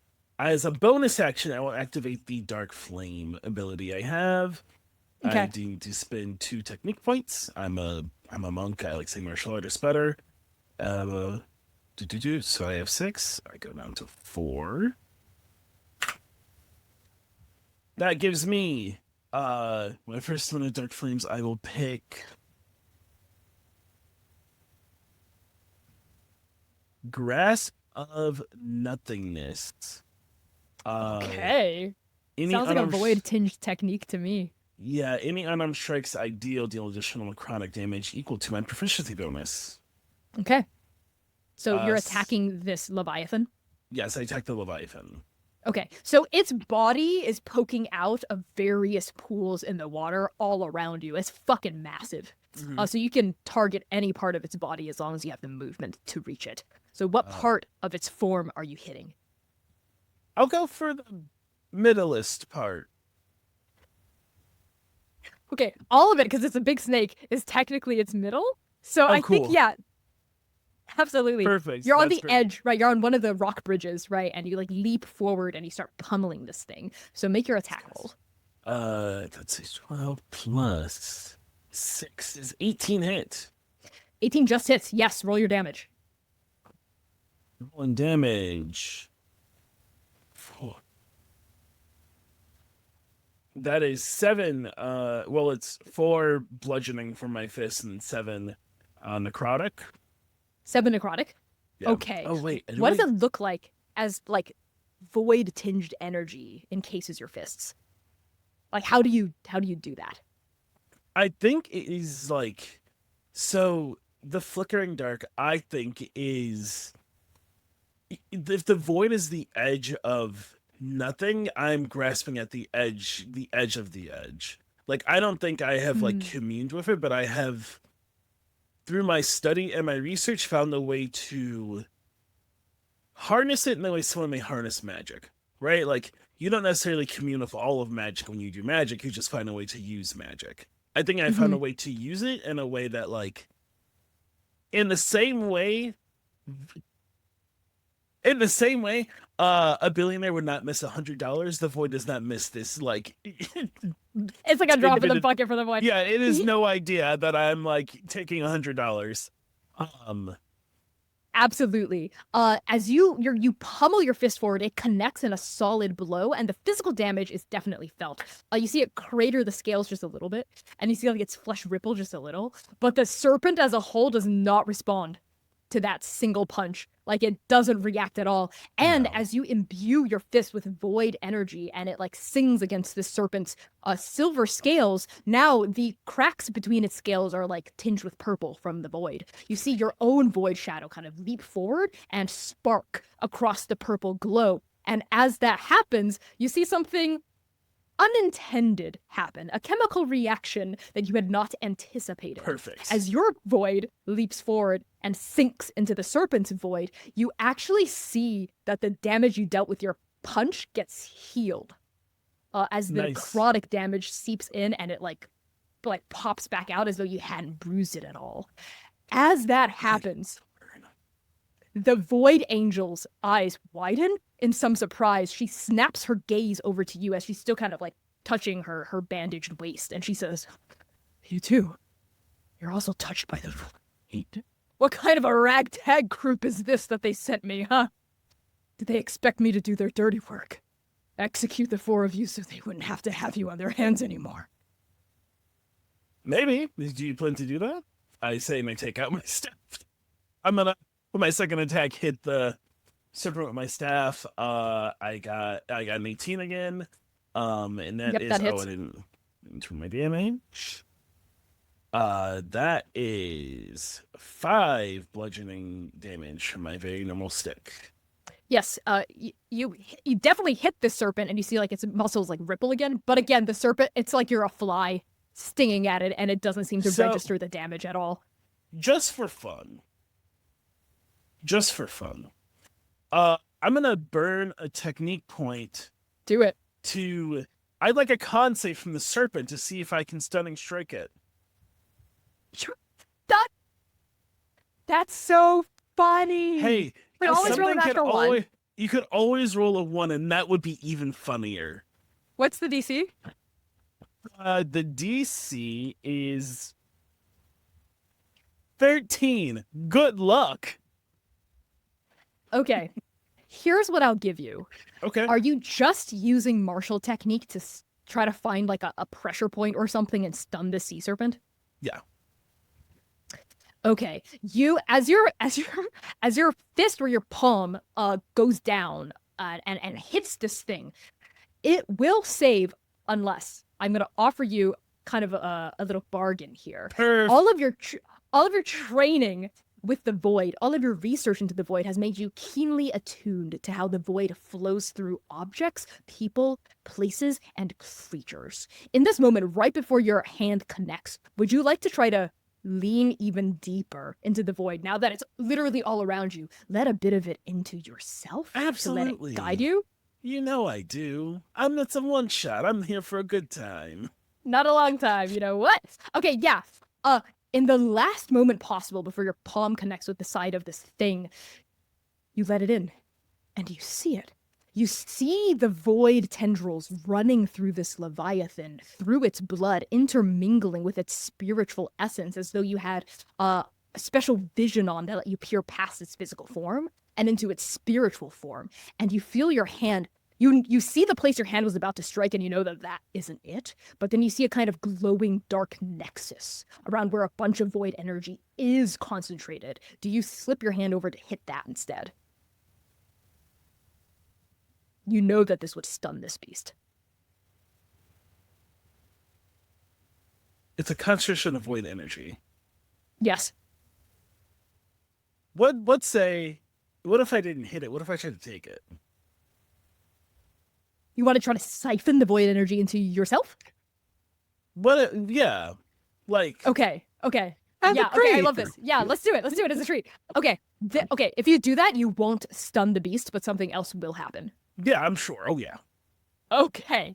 Your palm slips, you hit that connection of void energy, and you use your martial training, your ability to manipulate spiritual essence, essentially, and you siphon a bit of the tea from this leviathan into yourself, and you literally let the darkness in. You let the void flow in through you, and let me tell you, Sankofa, it is one thing to research it. It is one thing to read about it. It is even one thing to put the theory into practice. It is another thing to let the void into your soul, and you feel it. It flows through your body. It enters through your chest, your breath, and it suffuses your soul, your own spiritual essence. And with that kind of soulfire gaze you had, you look down at your own body and you see the black ichor, the purple black ichor, like veins crawling out from your heart all the way down your left forearm through every little capillary artery and vein of your left palm, and then it worked its way all the way to your other hand, and you're singing with it. Because this Leviathan is fucking massive, so even a tiny module of its void essence would be more than Not enough gonna miss $100. to fill you. What do you whisper to the void? And you know this time it will answer back. What do you want? The answer does not come as a word. Nothing so pedestrian as a language. The answer does not come even as a sensation. Nothing so mundane as physical touch. The answer comes in the form of prophecy. You are no longer here. You are in the void itself, beyond stars. You are in the primordial soup that precedes creation. You are underneath the labyrinth. You are inside the labyrinth. You are above the labyrinth. You are the labyrinth. You are the end of the end. You are the beginning of all things. You are the last word before the book closes. You are a chronicle drawing its last gasp. You are an oracle dancing on the blade of a knife. You are a young woman sobbing over the body of her fallen lover. You are every story that has ever been known, every love that has ever been felt, every grief that has ever decayed into rage, every rage that has ever settled into justice. And you know, in that moment, you know, you got the answer you were looking for. It was so obvious this whole time, and it was also out of your grasp this whole time. The void? The void doesn't want anything. It's just a force. It's black because it's the surface of a mirror. All it does is work through you. Mortal desires, godly influence can twist and use the void, but the void itself, it's just a law. All the massive things that entails, all the mundane things that entails. It's just a law. Gravity pulls, fire burns, the void takes. But the act of taking doesn't have to be cruel. It's only cruel when we struggle against it, when we try to suppress it. And any natural force suppressed will lash out. That is another law. So what does the void want? Nothing. But filtered through yourself. Yes, it does want something. It wants to be free. You are back in your body. Your palm is on the surface of these scales. You are immortal once more. Your mind is closed. The void is in you. And the void angel says, across the cistern, but as though her voice were right next to your ear, you touched it too, didn't you? Certainly. Gee, it's your turn. All of this is transpiring like simultaneously. As this Leviathan roars at you and this void angel tells you what you are, who you are, how do you respond? What do you do? It is your turn. Well, first I'm going to guiding bolt at the serpent. Okay, yeah. Guiding bolt that thing. I am going to guiding bolt. I'm not a math gay, so it's 16 plus 6. Does That that definitely hits. Yeah, that absolutely hits. For sure, for sure. 46. Yeah, 4. That is 10, 14, 17 radiant damage, and then obviously advantage on the next attack on it. And then she's going to use her 30 feet of movement to try to, not really stealthily, but if she can avoid being noticed by the Void Angel, she's going to do like the longest roundabout till we get to the Void Angel. You're like trying to sneak up on her a little bit. Don't perceive me, don't perceive me. Okay, where do you guiding bolt it? Are you hitting it in his face? I think it is in the face, like, yeah, like you feel Solara's energy flare within you, travel through like your casting hand, and boom, a bolt of pure radiant magic shoots out of your palm and splashes against the massive nose of this thing. And yeah, that it noticed. Got its attention a little bit. You see its void purple eyes blink and lets out a and tilts its head in your direction, like looking down at you as though you were a tasty morsel. Stop it. Stop it. So I need you to, I think this is so funny. Make me a stealth check to see if you can sneak up on the Void Angel. I'm going to contest it with my perception. Well, my passive perception. How about that? Yeah. dirty 20. Dirty 20.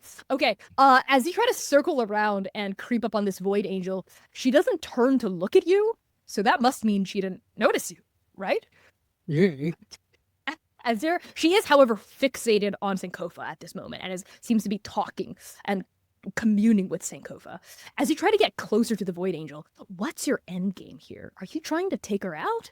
Even though you were told to call in the cavalry, retreat, get the hell out of there? Are you trying to learn more about her? Are you trying to reach out to Ta? Magically?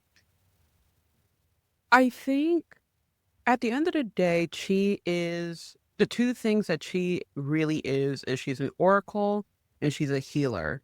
She saw someone who was angry, lashed out, and injured. And so she avoids trying to hurt them. She wants to try to heal. So you're trying to get to them to heal them? Oh, God. Okay, because this is a one-shot and, like, the power of gay, I'll say that you have enough movement to, like, reach the sister, like, reach the dais. Okay? Because, come on, this is a one-shot. So, yeah, you are able to basically, like, get right up next to the void angel without her, like, turning around and looking at you. Do you try to get her attention, or do you just put your hands on her and try to heal her? I'm going to do the impulsive thought that I had in my head. She has no strength. She has just a 10, so 0 modifier in it, but she wants to just, like, rush to tackle, and with that, with the staff of healing in her hand, she wants to upcast Cure Wounds to, like, 4 shots of the healing staff. Her. Oh my goodness. Okay, before we resolve this, I see in the chat that Raya has an idea. And also that Sakcha is technically still tied to the staff. So let's resolve it. Sure. Let's resolve it like this. Sacha, do you untie yourself from the staff as she starts to move? Or do you Nope. let yourself? No. Perfect, This that's is all I part of need the to know for plan, now. actually. Yes, okay. Perfect. Raya, what was your idea? So, I don't know, like, where they're in initiative, but, like, my plan on my turn was to use my fade away feature to, assuming there is areas of dim light or darkness around them, Yeah, this is was to dark spend ass a couple sister. of appropriate points as a bonus action to teleport in front of them and try and plead with them and try and appeal to them. While also To the Void casting, Angel. as well, Maddening Whispers to incapacitate the creature without hurting it. To incapacitate the Leviathan without hurting it, but you're trying to teleport in front of the Void Angel to talk Yeah, to so basically them. we could, like, Okay. talk to them without hurting their friend. Their friend. Okay, I see. Perfect. I think this would make a lot of sense if this happened right after the attempt to cure wounds, and then, like, to, like, honor initiative, but also to, like, kind of, like, get the cinema of it all going. I love this. Okay, so Chi, you with your staff and Sacha still attached, you reach forward and you bump your staff against the Void Angel. That definitely gets their attention. So why don't you roll to just upcast the healing and tell me how much you heal? Yes. Okay. Well, how do you take the rosary off? Because it distracts me. Cure wounds. And that is upcasting. 1, 2, 3, 4. That is 8, 7, and 8, 7 again. So how many that is? 8, 7, 8, 7. Can someone do math real fast? That is What's 30. 8, 7, 8, I'm 7? Adam. 30? Okay, that's great. What does your healing magic feel like? Does it come from Solana or does it come from you? I think when she was first given the staff, it was seen as a gift from Solana, but over the years, it feels like it has conformed to her. So there is a moment that is brief where it feels like sunlight, but then it feels like a very cooling flame that is distinctly cheese. It feels like community. It feels like a hearth. It feels different from the divine of the sun. And it feels whole. As soon as that divinity that is purely yours, a kind of a mixture of Solana's, yes, with some influence based on how you were raised, but this is yours. This is your innate power, your innate godhood that you're channeling here through this conduit. The Void Angel notices you. They startle a little. They kind of start to flinch away from you, but then their body relaxes when they realize what you're doing, and they like wrench their eyes away from Sankofa, and they turn their pitch black gaze upon you. What are you doing? You were hurt. I heal hurt.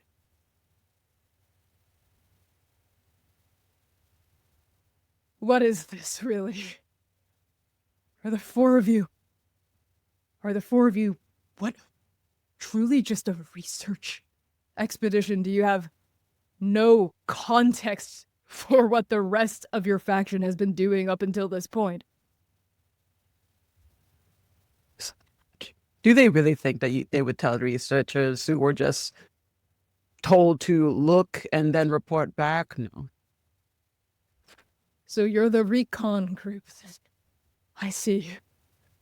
But you're still part of the four. You're still entrenched in their hierarchies, in their methods of control. They preach and they claim that the void, all it does is try to eat and consume and destroy. But it's entropy. It's what it does. It's simply a law that states that eventually all things, yes, even my life, even your life, cleric, and the life of your rope-bound friend, and the lives of your other two compatriots in the cistern, and the life of my Leviathan companion here, all of our lives, all of our worlds, all of our stories will eventually come to an end. That's just the natural way of things. What's not right are these imposed methods of control, these attempts to suppress these laws of the multiverse instead of learning to cohabitate with them. But cohabitation would require giving up a sense of control over our destinies now, wouldn't it? And I don't think your elders, and I don't think your dreamers, and I don't think your keepers, and I don't think your concordans would suffer that. They certainly haven't listened when we've tried to talk.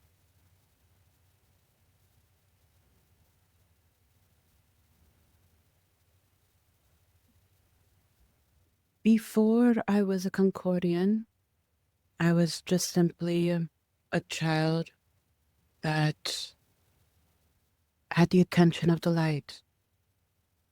And personally for me, I appreciate the Concordians for helping me understand much of the magic I have.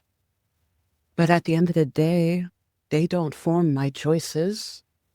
And my philosophy is the light always finds its way to those who wish it to seek it out, whether in death or in life. It seeks out nature, no matter what form it takes. So why should I close myself off to entropy when it's a part of death, when death brings forth life in time? Heresy from the mouth of a demigod. Now I've seen everything. You know that what you speak is not what your faction teaches. I know, but it is what it is. Maybe all of this is foolishness. Maybe we can just talk. Maybe. And as the kind of last of your healing pulses through the Void Angel, you feel the light within you hitch against the void inside the angel's soul. And there's kind of like it's just a chemical reaction. It's just something that happens when light collides with dark. It is a natural part of the world, but that doesn't mean it is easy for a partially mortal body to contain. And when that moment collides, when that like last bit of healing pours through, they kind of reflexively, their hand shoots out, and you see a black shadowy claw form over their fingers, and they say, "No, wait, get out of the way! Trying to warn you, Sacha, as their hand flings out. It's just literally like a knee-jerk reaction, right? Hammer hit your knee or like shin comes flying out. That's what's happening here. They don't intend to do this. But Sacha, it's your turn now, suddenly, as you're number 3 in our initiative order. I need you to start your turn with a dex saving throw. You are tied to a rope. I don't know if that helps or hurts. I'm gonna say it hurts. Yeah. So make that at disadvantage. Disadvantage. Okay. Let me use the appropriate dice for this.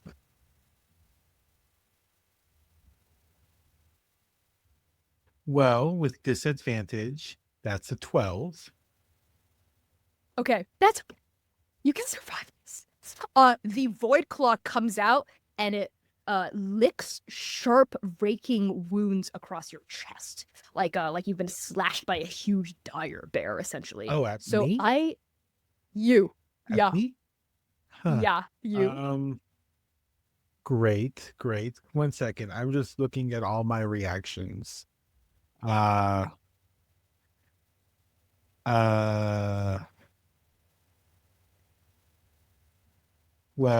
I have cunning dodge, which only halves damage.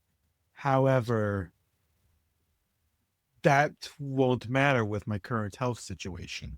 So,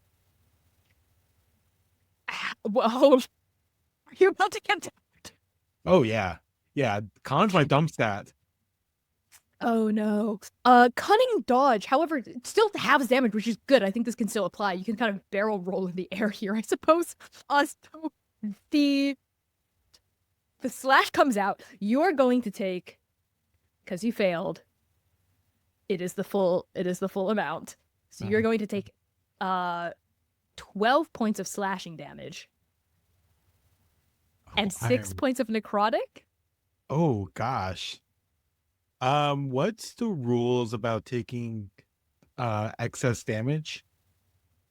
Oh, unless it would like do the same amount as like your max HP, then it doesn't insta kill you. Oh, okay. What was those numbers again? 18 total. Okay.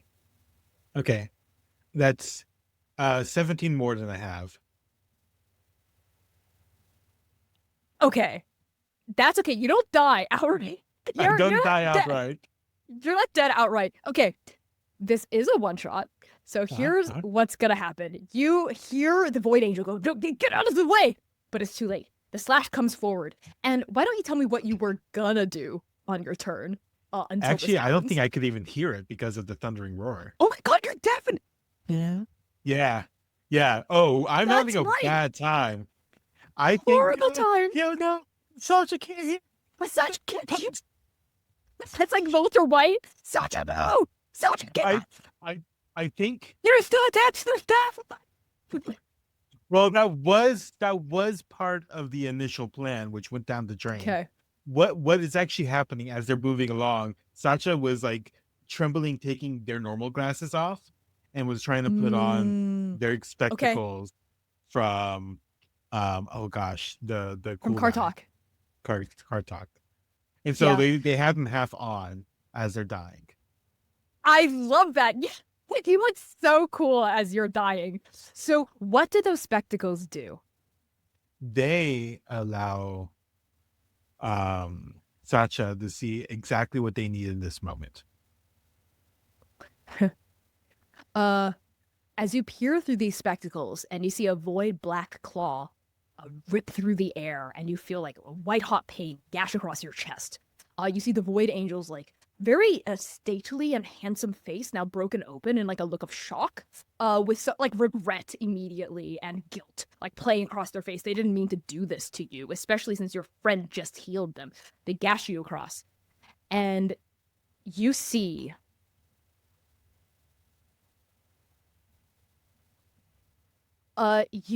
looking at the Void Angel through your spectacles, them and only them. Everyone else falls away. It's just you and the Void Angel. You're no longer in the cistern anymore.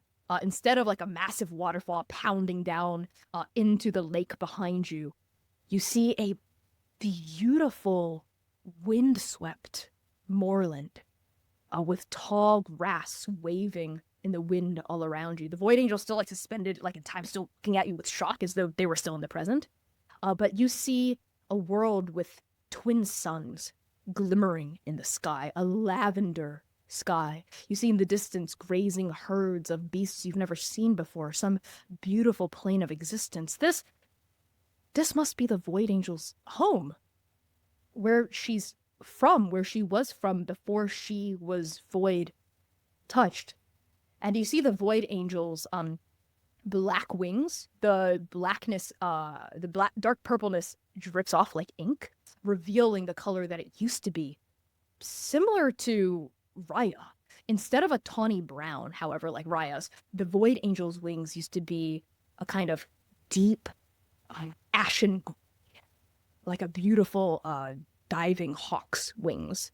And you also see them like almost like click backward in time. You see them start to look a little younger, no longer this like older person with a bandage-wrapped torso and this hanfu-like skirt, but in like more modest robes, a more modest hanfu this time. And their expression is still the same, but it's like you're seeing a different version of them in the past. And then you see people also in the distance shepherding these creatures. And though they are of different statures, different skin colors, different builds, different makes, you can tell these people were the Void Angel's family. They came from humble stock. They were a shepherd with wings on this beautiful lavender plain.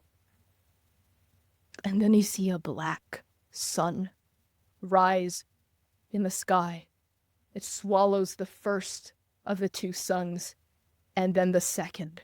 And it grows larger and larger and larger, metastasizing like an ink-black wound until it swallows this entire plane of existence and drenches the Void Angel's wings black. And you feel their grief. You feel all the stories from their home plane that the Void took, that had to end because it was their time to end, because their prophesized apocalypse had arrived. And their heroes had failed to stop it.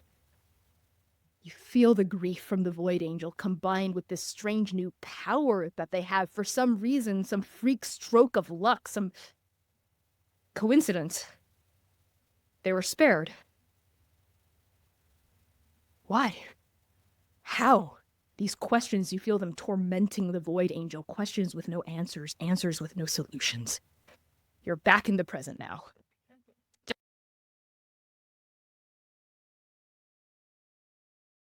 And then, Sacha, you are back in your body.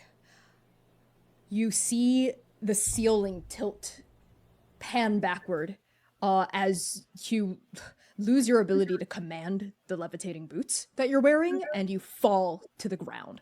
Actually, you don't fall to the ground, you fall into the water. Beyond this dais, there's a splash as you sink into the water. Your mind swirling with these visions that you've received, visions of the Void Angel's story, visions of the world she lost, visions of the people she lost, visions of this new power that has been imbued within Tada's soul. These questions with no answers, answers with no solutions. This is what Kartok... Is it Kartok? Or is it something even greater than Kartok needed to show you in this moment, this story?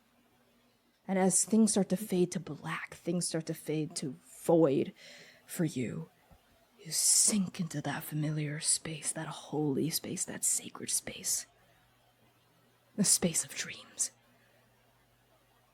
And the stories that the void has spoken out to you for weeks and weeks and months and years now, they begin to swirl all around you, the Void Angel's world and story dropping into the rest of these orbiting narratives like planets rotating around a star.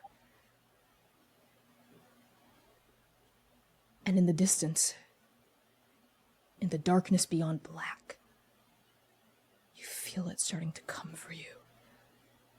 The void. Raya. You see all of this happen. You see all this shit happen, unfolding in bullet time, but also faster than you can react to. You've never been the best at reacting immediately to a threat, but once you have calculated the threat, you know what you have to do. What do you do on your turn? Okay, so I have a couple of things.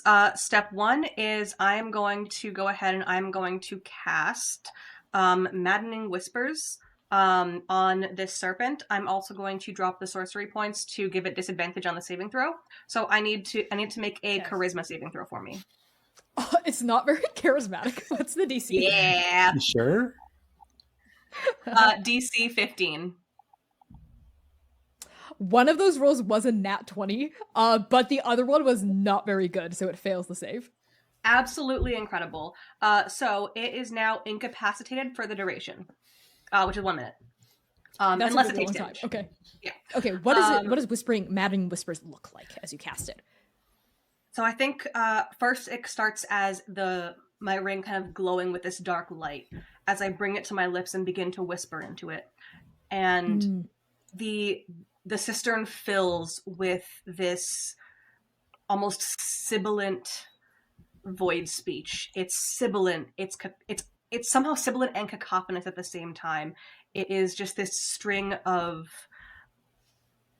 chaos almost that launches at this serpent fish thing. And I think honestly it just overwhelms it. It's a little bit of like sensory overwhelm that kind of freezes it in place. Yeah, the Leviathan's head kind of snaps back. Its jaws had been open, presumably to snap down at one of you, but then it freezes, and you kind of see its like void black eyes kind of flicking from side to side as it's kind of like glitched out. And that was my action. As my bonus action, I'm going to expend 2 more sorcery points to teleport to an unoccupied space I can see in an area of darkness. And I'm going to teleport myself to right in front of the Void Angel. Okay, perfect. You do that. You vanish into shadows and you reappear at the same instance, right in front of the Void Angel. And I'm going to look this angel in the eye, in these void black eyes. Listen. Your elders told me that you were a danger. Everyone has told me that you were a danger. But I see that you are in danger because of us. I know what it is to be created against my will. I know what it is to have those closest to me, those who are supposed to help. I know what it is to have them fear me. Back in the tunnels, I felt you. I felt your pain. I felt your fear. But I did not feel malice. I didn't feel hate. I felt pain, I felt fear, I felt curiosity. And I know the 4 of us, I know we may be stuck in a mindset, but that is all we were ever taught. That is all we were ever brought up to believe. So if you say the void is not an evil, I want to understand why. I want to understand how. I want to understand better what it is and how it works. I want to understand this thing because it has taken root inside of me, inside of all of us. I want what you say to be true, so let us help you and help us understand what we're dealing with and help us work with it if that is what we must do. But let us help. I need you to roll persuasion with advantage. Okay. What's the worst that can happen? You get clawed, and all of you die. So the low was a 4. Okay. The high was a 19 plus 7, so 26. Oh God, yes! Thank Let's God. go! I love this. The Void Angel whirls around to face you, one hand clasping at the root of their forearm where that like kind of big shadow claw had extended. They're like trying to get it under control essentially. And your words fall against Sacha's body splashing into the water as they whirl around to look at you. And for a moment they look incensed, right? Their hand, this part of themselves had lashed out unintentionally because one of your companions was trying to help them, to heal them. You see guilt, you see shock, you see surprise, you see suspicion, you see caution on their face. And as your speech continues on, you see that caution fade into confusion and then hope? Possibility? they're still confounded. There's still a part of them, a logical part of them, that thinks that all of this is some grand trap.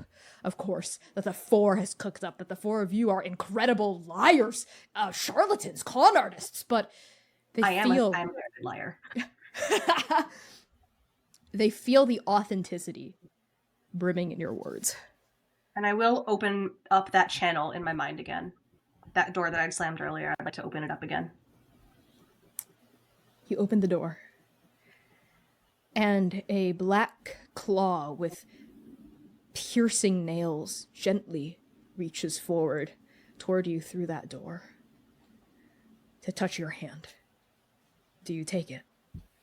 My hand is shaking, but yes, I do take it. This happens both in the metaphysical realm and in the literal physical world. The two of you extend your hands toward each other and your fingertips touch. And as soon as that contact happens, you have that moment of communing once more, both of your void souls intertwining in this moment. It's oddly intimate. It feels really vulnerable, like you're exploring each other on a level beyond just the physical. But you're both opening up to each other. You're both making yourselves vulnerable on purpose, by choice, by design. She senses your authenticity and you sense hers. And the Void Angel says to you,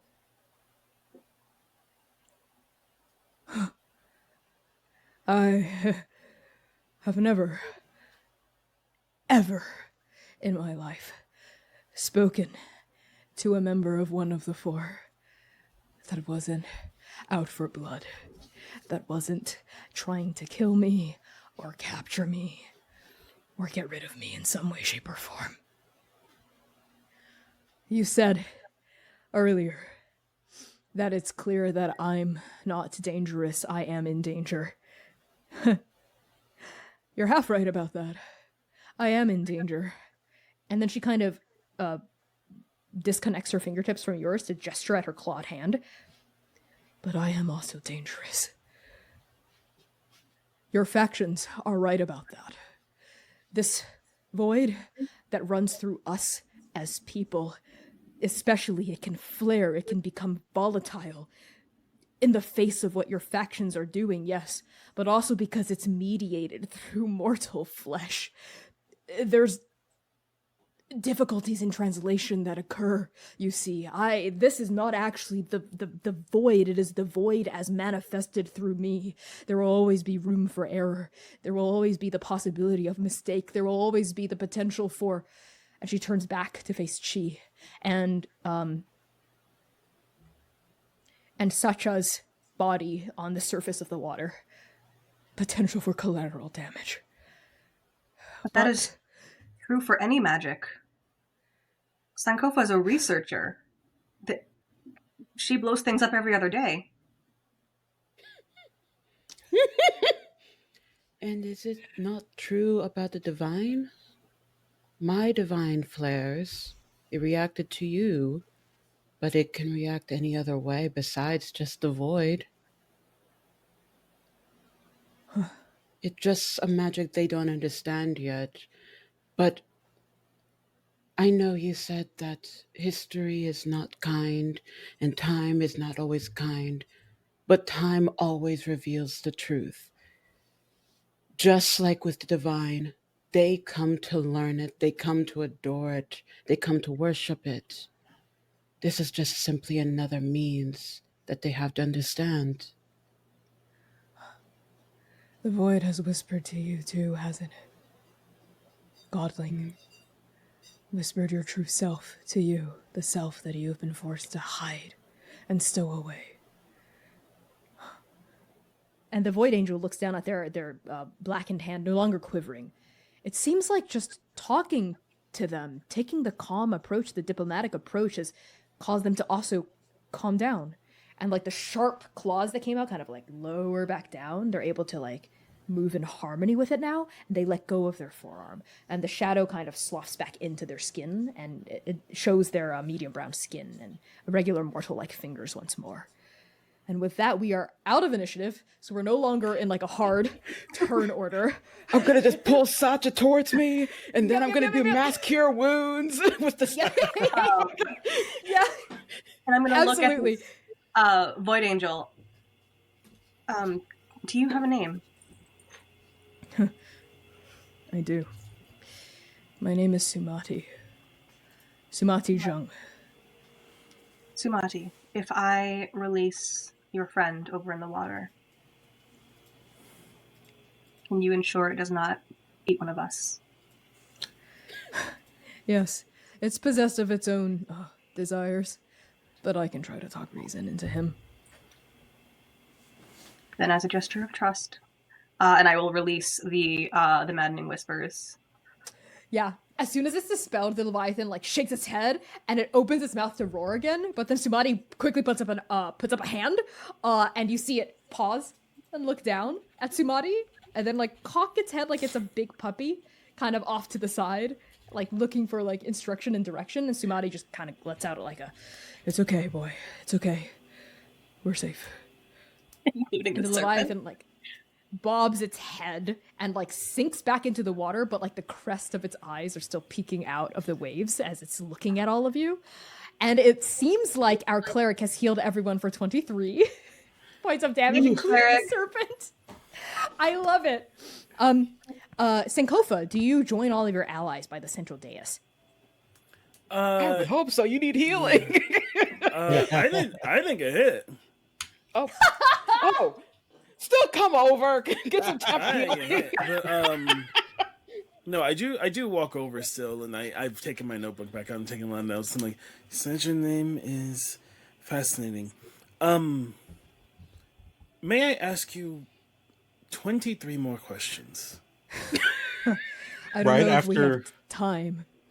Right Yeah. after he asked that, Sacha wakes up coughing up water and just There. Breathe slowly. Oh, right, because this was going to be consumed. This world, no, not this world, not yet. It's not time for Nightbloom to be taken by the void. No, I'm talking about the rest of your retinue. The people that injured me, they were with the Four as well. Not on this plane, a different one. They were trying to find where I landed. I was able to escape with my life. I took up refuge here 2 weeks ago. I've been recovering since, but the sword that got me, it was a divine sword. A leaf-like blade. The woman wielding it was a powerful warrior. Actually, she looked quite like you. And their eyes fall on you, Chi. Shit. I should have expected that. It was a divine sword that pierced me, which is why healing it has been so difficult. I was going to ask you why it was so easy for you to get over what had dealt me, my injury, but it seems It perhaps may the have two of you been are my related. mother. Sorry for her. No. She is stern. No, it's fine. I understand. Like I said, I've never spoken to a member of the Four that did not try to kill me or beat me away from where I was operating. My plan here was to rally, gather my strength, befriend this Leviathan that lives in the cistern here. I learned of its existence from the locals. I was going to take this Leviathan out and continue my work, which is to try to, well, fight your factions. Because what your factions are doing is only exacerbating the grasp of the void across the labyrinth. We've tried to talk sense into them, they don't listen. What we can only do now is stop them, stop you. But It what won't if be we long could now? before. What was that? Sorry, go ahead. But what if we could now? You have the four of us. In the past, no one has stopped to talk to you, have they? Certainly not. But do you really think your faction will listen to you? Or if they No, just mentor brand will. you a heretic and exile you? They could have before and they didn't. Thanks to my mentor. Let us try to arrange a summit in a neutral A location. summit.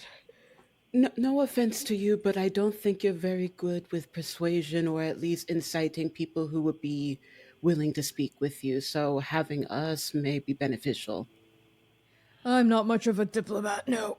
Exactly why you're having the compatriots. troubles that you're having. But I am. I have already bridged the gap between the void and and the elders. I have already started that. Let me continue my work. Let me try and arrange a summit. I'm beloved and feared. I can assist with that. Sumati takes in a deep breath, letting the air flow down through their former wounds. There's still a little bit of it left. Like, your cure wounds didn't get all of it, but it definitely took the brunt off. And they slowly lower their hand from their bandage. What about the rest of you? And her eyes turn to you, Sankofa, and you, Sasha. I won't even attempt to agree to it, unless your party finds concord within itself. You're asking if I can convince the keepers to have a summit of some kind? Yes. Better understand how this works, and to see if we can't come to some sort of peaceful resolution. I can certainly try, but I'll be quite honest and frank. Despite being the seekers of knowledge, there's a 43% chance they say yes. They are seekers, but they are also quite stubborn and hate being wrong, as you can imagine most researchers are. So I'll definitely try, but I can't promise anything. But I think anyone here sitting here promising anything, it would be remiss. However, if you need somewhere to hide, I think I can do that.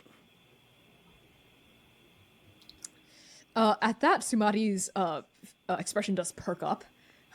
I was going to hole it up on an asteroid somewhere, but if you know a better safe haven than that, I'm all ears. I also have an idea on that front, but we can talk about that after Sasha has given their yes, as I elbow Sasha. What say you? Asteroid's so lonely. I'm wincing from the wound that just healed, but then I'm looking at them, and I think Sacha is trying to form words, but keeps getting caught on all the grief they just felt, understanding where it's coming from, and just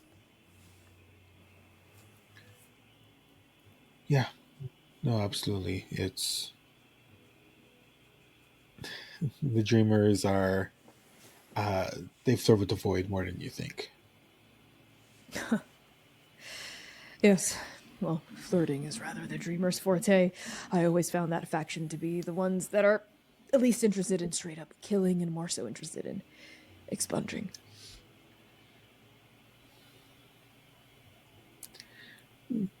I'm not gonna say anything about that, but you do have our support. I'm. Sasha's like kind of like gripping the glasses just on the chain and looking at them. I'm sorry for what you've gone through, but You saw it, didn't you? Yeah. Well, it's a tale quite literally as old as time. Ever since there has been light, there has been darkness. In every speck of light, there is a core, a void, and in every expanse of darkness, there is always a beam of light. That's just how things are, in harmony with each other. But when you throw mortals and demigods and gods into the mix with all of our fallible choices and desires, well, things tend to get a little messy. But if the four of you feel confident in at least trying to speak reason to your elders, perhaps there can be hope for a peaceful resolution to all of this. That is all we want. Very well. So if not an asteroid, then where do you propose I go? Oh, right. So, I have a lab. And people don't like to come into it because I blow lots of things up in it. However, more importantly, we will need proof of all of this information we've just learned. They're not going to just take everybody's word for it. So I can take you back. We can speak with the keepers that I work with, and we can catalog all this information, which will make my job much easier. we are the most bookish of the four. They like evidence and hard evidence. I can take samples and such, but this is physical testimony. I see. Does anyone have alternatives to me going to a lab and volunteering parts of my physical data for this researcher? You just have to talk. Should you wish, if... Oh, Ava, what's up? You're muted. I don't know if you like temples, which is why I did not wish to offer mine. I have an idea. Yes, And I go ahead. I kind of clasp the little amulet around my neck. If you would like to spend a little bit more time with your large scaly friend, I obtained this to be able to breathe without air. And I take it off and I hand it to her. This will give you a little bit more freedom, as very few can traverse the depths.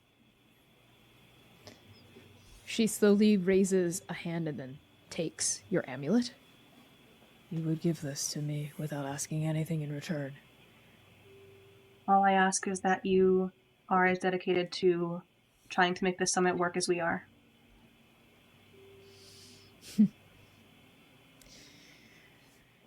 And medical Fine, checks.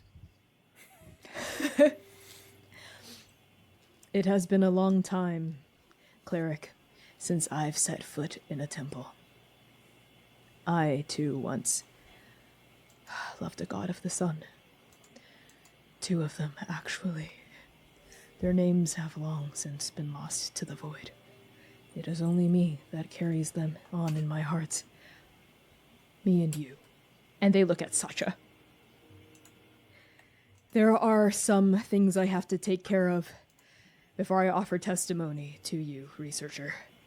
I have to speak with some of my compatriots. We work in cells. It's the best way to stay secure and safe while maintaining efficiency. I know of one other contact. She is quite adept at speaking. A pretty good diplomat, if I might say so myself, while I've always been more of the warrior sort. Frankly, my plan here was to befriend this Leviathan and then zap up to an asteroid with the 2 of us and then rain hell on one of the 4's outposts. That seems like a bad Probably plan. it would have worked, yes. I don't Not think to toot so. my own horn, but I'm quite good with a sword when I'm not injured like this.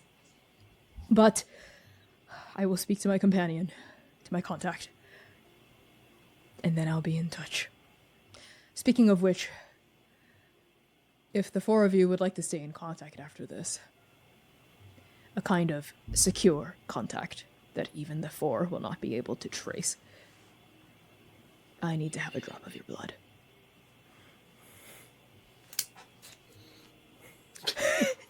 yeah. As I go, but you immediately bloodlet against your palm and hand it forward. And she cups a hand beneath it and licks your blood off of the cup of her palm. Oh. I will offer mine as well. Go ahead, Raya. I will offer mine as well.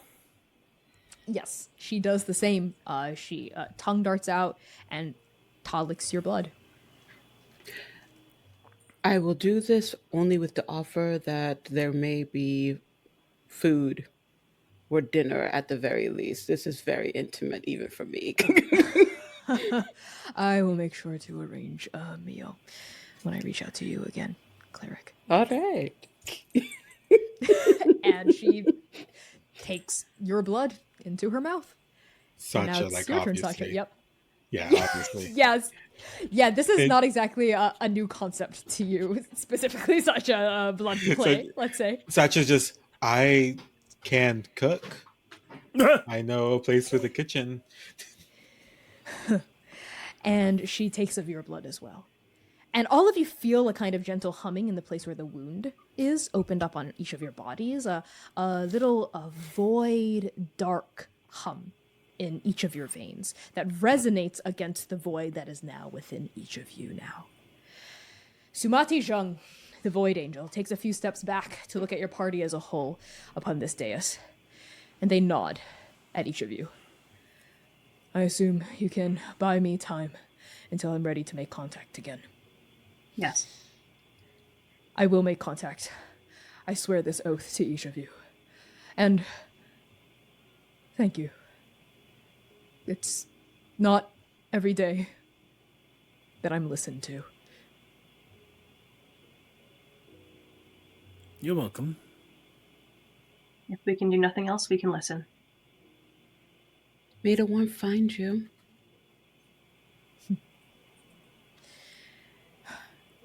And may each of your stories last as long as they deserve. My gratitude. I'll be in touch. Sumati Jung takes 1-2 steps back off of the dais, and then their foot goes off of the dais above the waves, but then their wings spread out, and they beat once, twice, a massive whirlwind with a few black feathers dripping off of their wings. 1, 2, they're up into the air above all of your heads in the cistern. And then there's a swirl of wings, a sphere of darkness, and they're gone. Leaving just the 4 of you and a big Leviathan lurking in the waves at your feet. What is the last expression, the last moment, the last beat we get with each of you inside this cistern? Let's start with Sankofa. Sankofa closes her notebook, puts her pen and a notebook away, and just, for one moment, drops all their calm. Hey, we're fucking hot, right? I want so badly to end the session there, but I do want a moment with each of the rest of you. Fan self. Sorry. We pan over now to Sacha. They have a look of just like incredible mix of emotions. In fact, their hair has like almost been technicolor this whole time, like completely switching through all these different like emotions going through, and then just looks at Chi and just, my partner is gonna laugh at me so hard when I tell them what happened.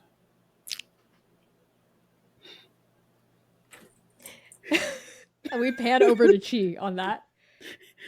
She looks a bit confused by that, but I'm sure that Sacha would explain it later. And I think there's a tinge of like a shadow beneath like behind her eyes, and it's just a thought of, she remembers reading stories of mortals reaching godhood before.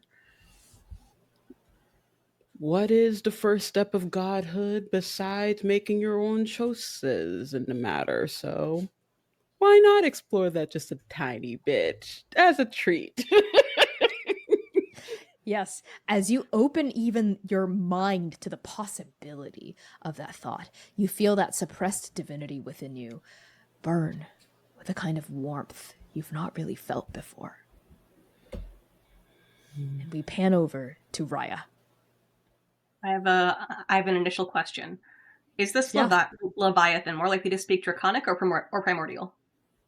Ooh. Ooh. Can I pet that Leviathan? It speaks both.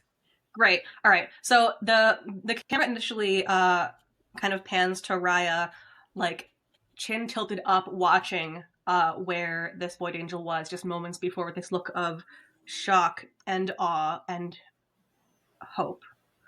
And as that moment kind of fades, she kind of comes back to herself and looks down at this massive head just chilling in the water, and goes over to the edge of the water and reaches out a hand, and in primordial just goes, "Good boy."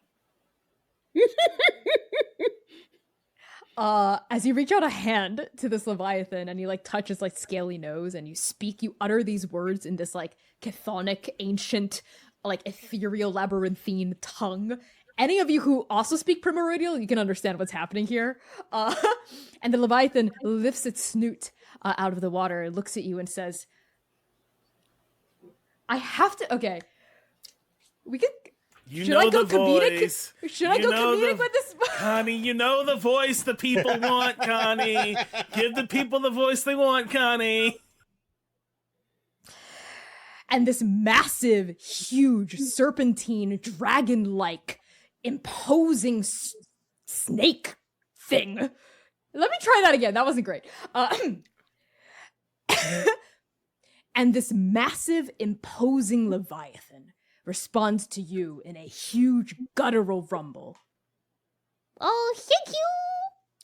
Thank you all so much for tuning in to this one-shot. This has been Dark Matters, a Tales of the Valiant one-shot, and part 1 of a 3-part series brought to you by Melanin Mythos and Apochromatic Unlimited for Kobold Creates 2025. I have been your game master, Connie Chong, pronouns they, he, and she. I am the GM and creative director for Transplanar RPG, an all transgender, people of color-led dark fantasy channel, telling stories set in an original non-colonial anti-Orientalist multiverse. You can find me across the internet at by Connie Chong, BYCONNIECHANG, and follow Transplanar wherever you pod your cast and on YouTube and on all the social medias. That is Transplanar RPG. I'm going to pass along introductions over to Austin. Hey, what's up? It's me, Austin. My pronouns are he, they, she. I just got done being Simcofa, whose pronouns are she, they. Me, Austin, however, in the real world, you can find me anywhere when I be found at Salescode, at Sailor, SCT Austin. You can also find me weekly on my podcast, Secret Twisted Mysteries, that's Secret Twisted Mysteries, anywhere you get your podcast, part of the Max Fun Co-op Network. We love being there. You love hearing us. Come check us out. I'm going to pop it over to Dusty. Hi, I am Dusty. I have been Sacha. They use they, she, I use they, he. You can find me online, mostly at Dust E Hill, also weekly at Goblets and Gays. Occasionally I'll bring your own mech. Also making games that from Dust to Dice. Just go I make some queer shit. Go find that stuff. You'll find me eventually. Ava. Well, hello, my darlings and dears. It's your Madam Ava here. You can find me anywhere at Madam Ava Couture, except for Threads, because I refuse to do Threads, but I still love the messiness that is known as Twitter. Right now, you can find me at my 2 vacation homes over at the Fusca channel for when we do D&D related shenanigans, or Folk and Myth for some World of Darkness stuff. Right now, I'm mainly just vampires. Blah, blah, blah, blah, blah. And if this comes out during Virgo season, happy Virgo season. And we're passing it over to my beloved Jen. Thanks for having me, y'all. Thank you, Ava. Hello, everyone. I have been Jen, playing Raya, our friendly local sorcerer. My pronouns are they, she. I identify mostly with they. I refuse to let go of she because I grew up a woman in STEM, so fuck boys. Anyway, I kind of do a lot of floating around. I can be found most often producing on Game Master Monday. I also just launched, along with my friends Kat and Ren, a new actual play production studio called Storyleaf Productions. We're going to be focusing on pre-recorded content, just so we can focus heavily on high quality stuff, audio, sound cues, all that kind of thing. So keep an eye on our stuff. We will be starting to release things in the new year. Also, Free Palestine. That's fucking right. Free Let's Palestine. fucking go. Yeah. Free Palestine, free Sudan, free DRC, free all oppressed peoples everywhere fighting for liberation from colonization, imperialism, racism, homophobia, transphobia, sexism, genocide, ethnic cleansing, what have you. I personally, Connie, yeah, I'm not gonna speak for Apoc U because this is not my channel. I'm a guest here, right? But I'm gonna assume that a lot of people at Apoc U also hold similar values. But we are always for oppression, against oppression. We are always for liberation. Let me take that again because that's really important, actually. We are always for liberation. We are always for people fighting for their freedom, fighting for their rights everywhere. I think that's a wonderful way to send off this one shot. Thank you all so much for tuning in. Thank you to Kobold Press for supporting and sponsoring this one shot. And stay tuned for more of this 3-part series brought to you by Melanin Mythos and Apoc U for Kobold Creates 2025. See you on the Flippity Flip. And make sure to follow everyone here. They're incredible. And a special shout out to Andrew for producing this. And with that, take care, everyone. Thank you so much for watching this installment of our Kobold Creates series. Huge thanks to Connie Chung and our cast, Ava, Austin, Jen, and Dusty, for guiding us through Noctis and introducing us to Sumati. our unexpected Void Angel ally. If you enjoyed this story, be sure to check out the rest of the series and support the incredible creators at Apochromatic Unlimited and the Melanin Mythos team. And before we go, we want to inform something deeply important. We demand freedom, safety, and liberation for all oppressed people, including and not limited to the people of Palestine, Sudan, the Democratic Republic of the Congo, indigenous communities across the world, and every community suffering under violence, displacement, or genocide. Thank you for watching, and we'll see you in the next video.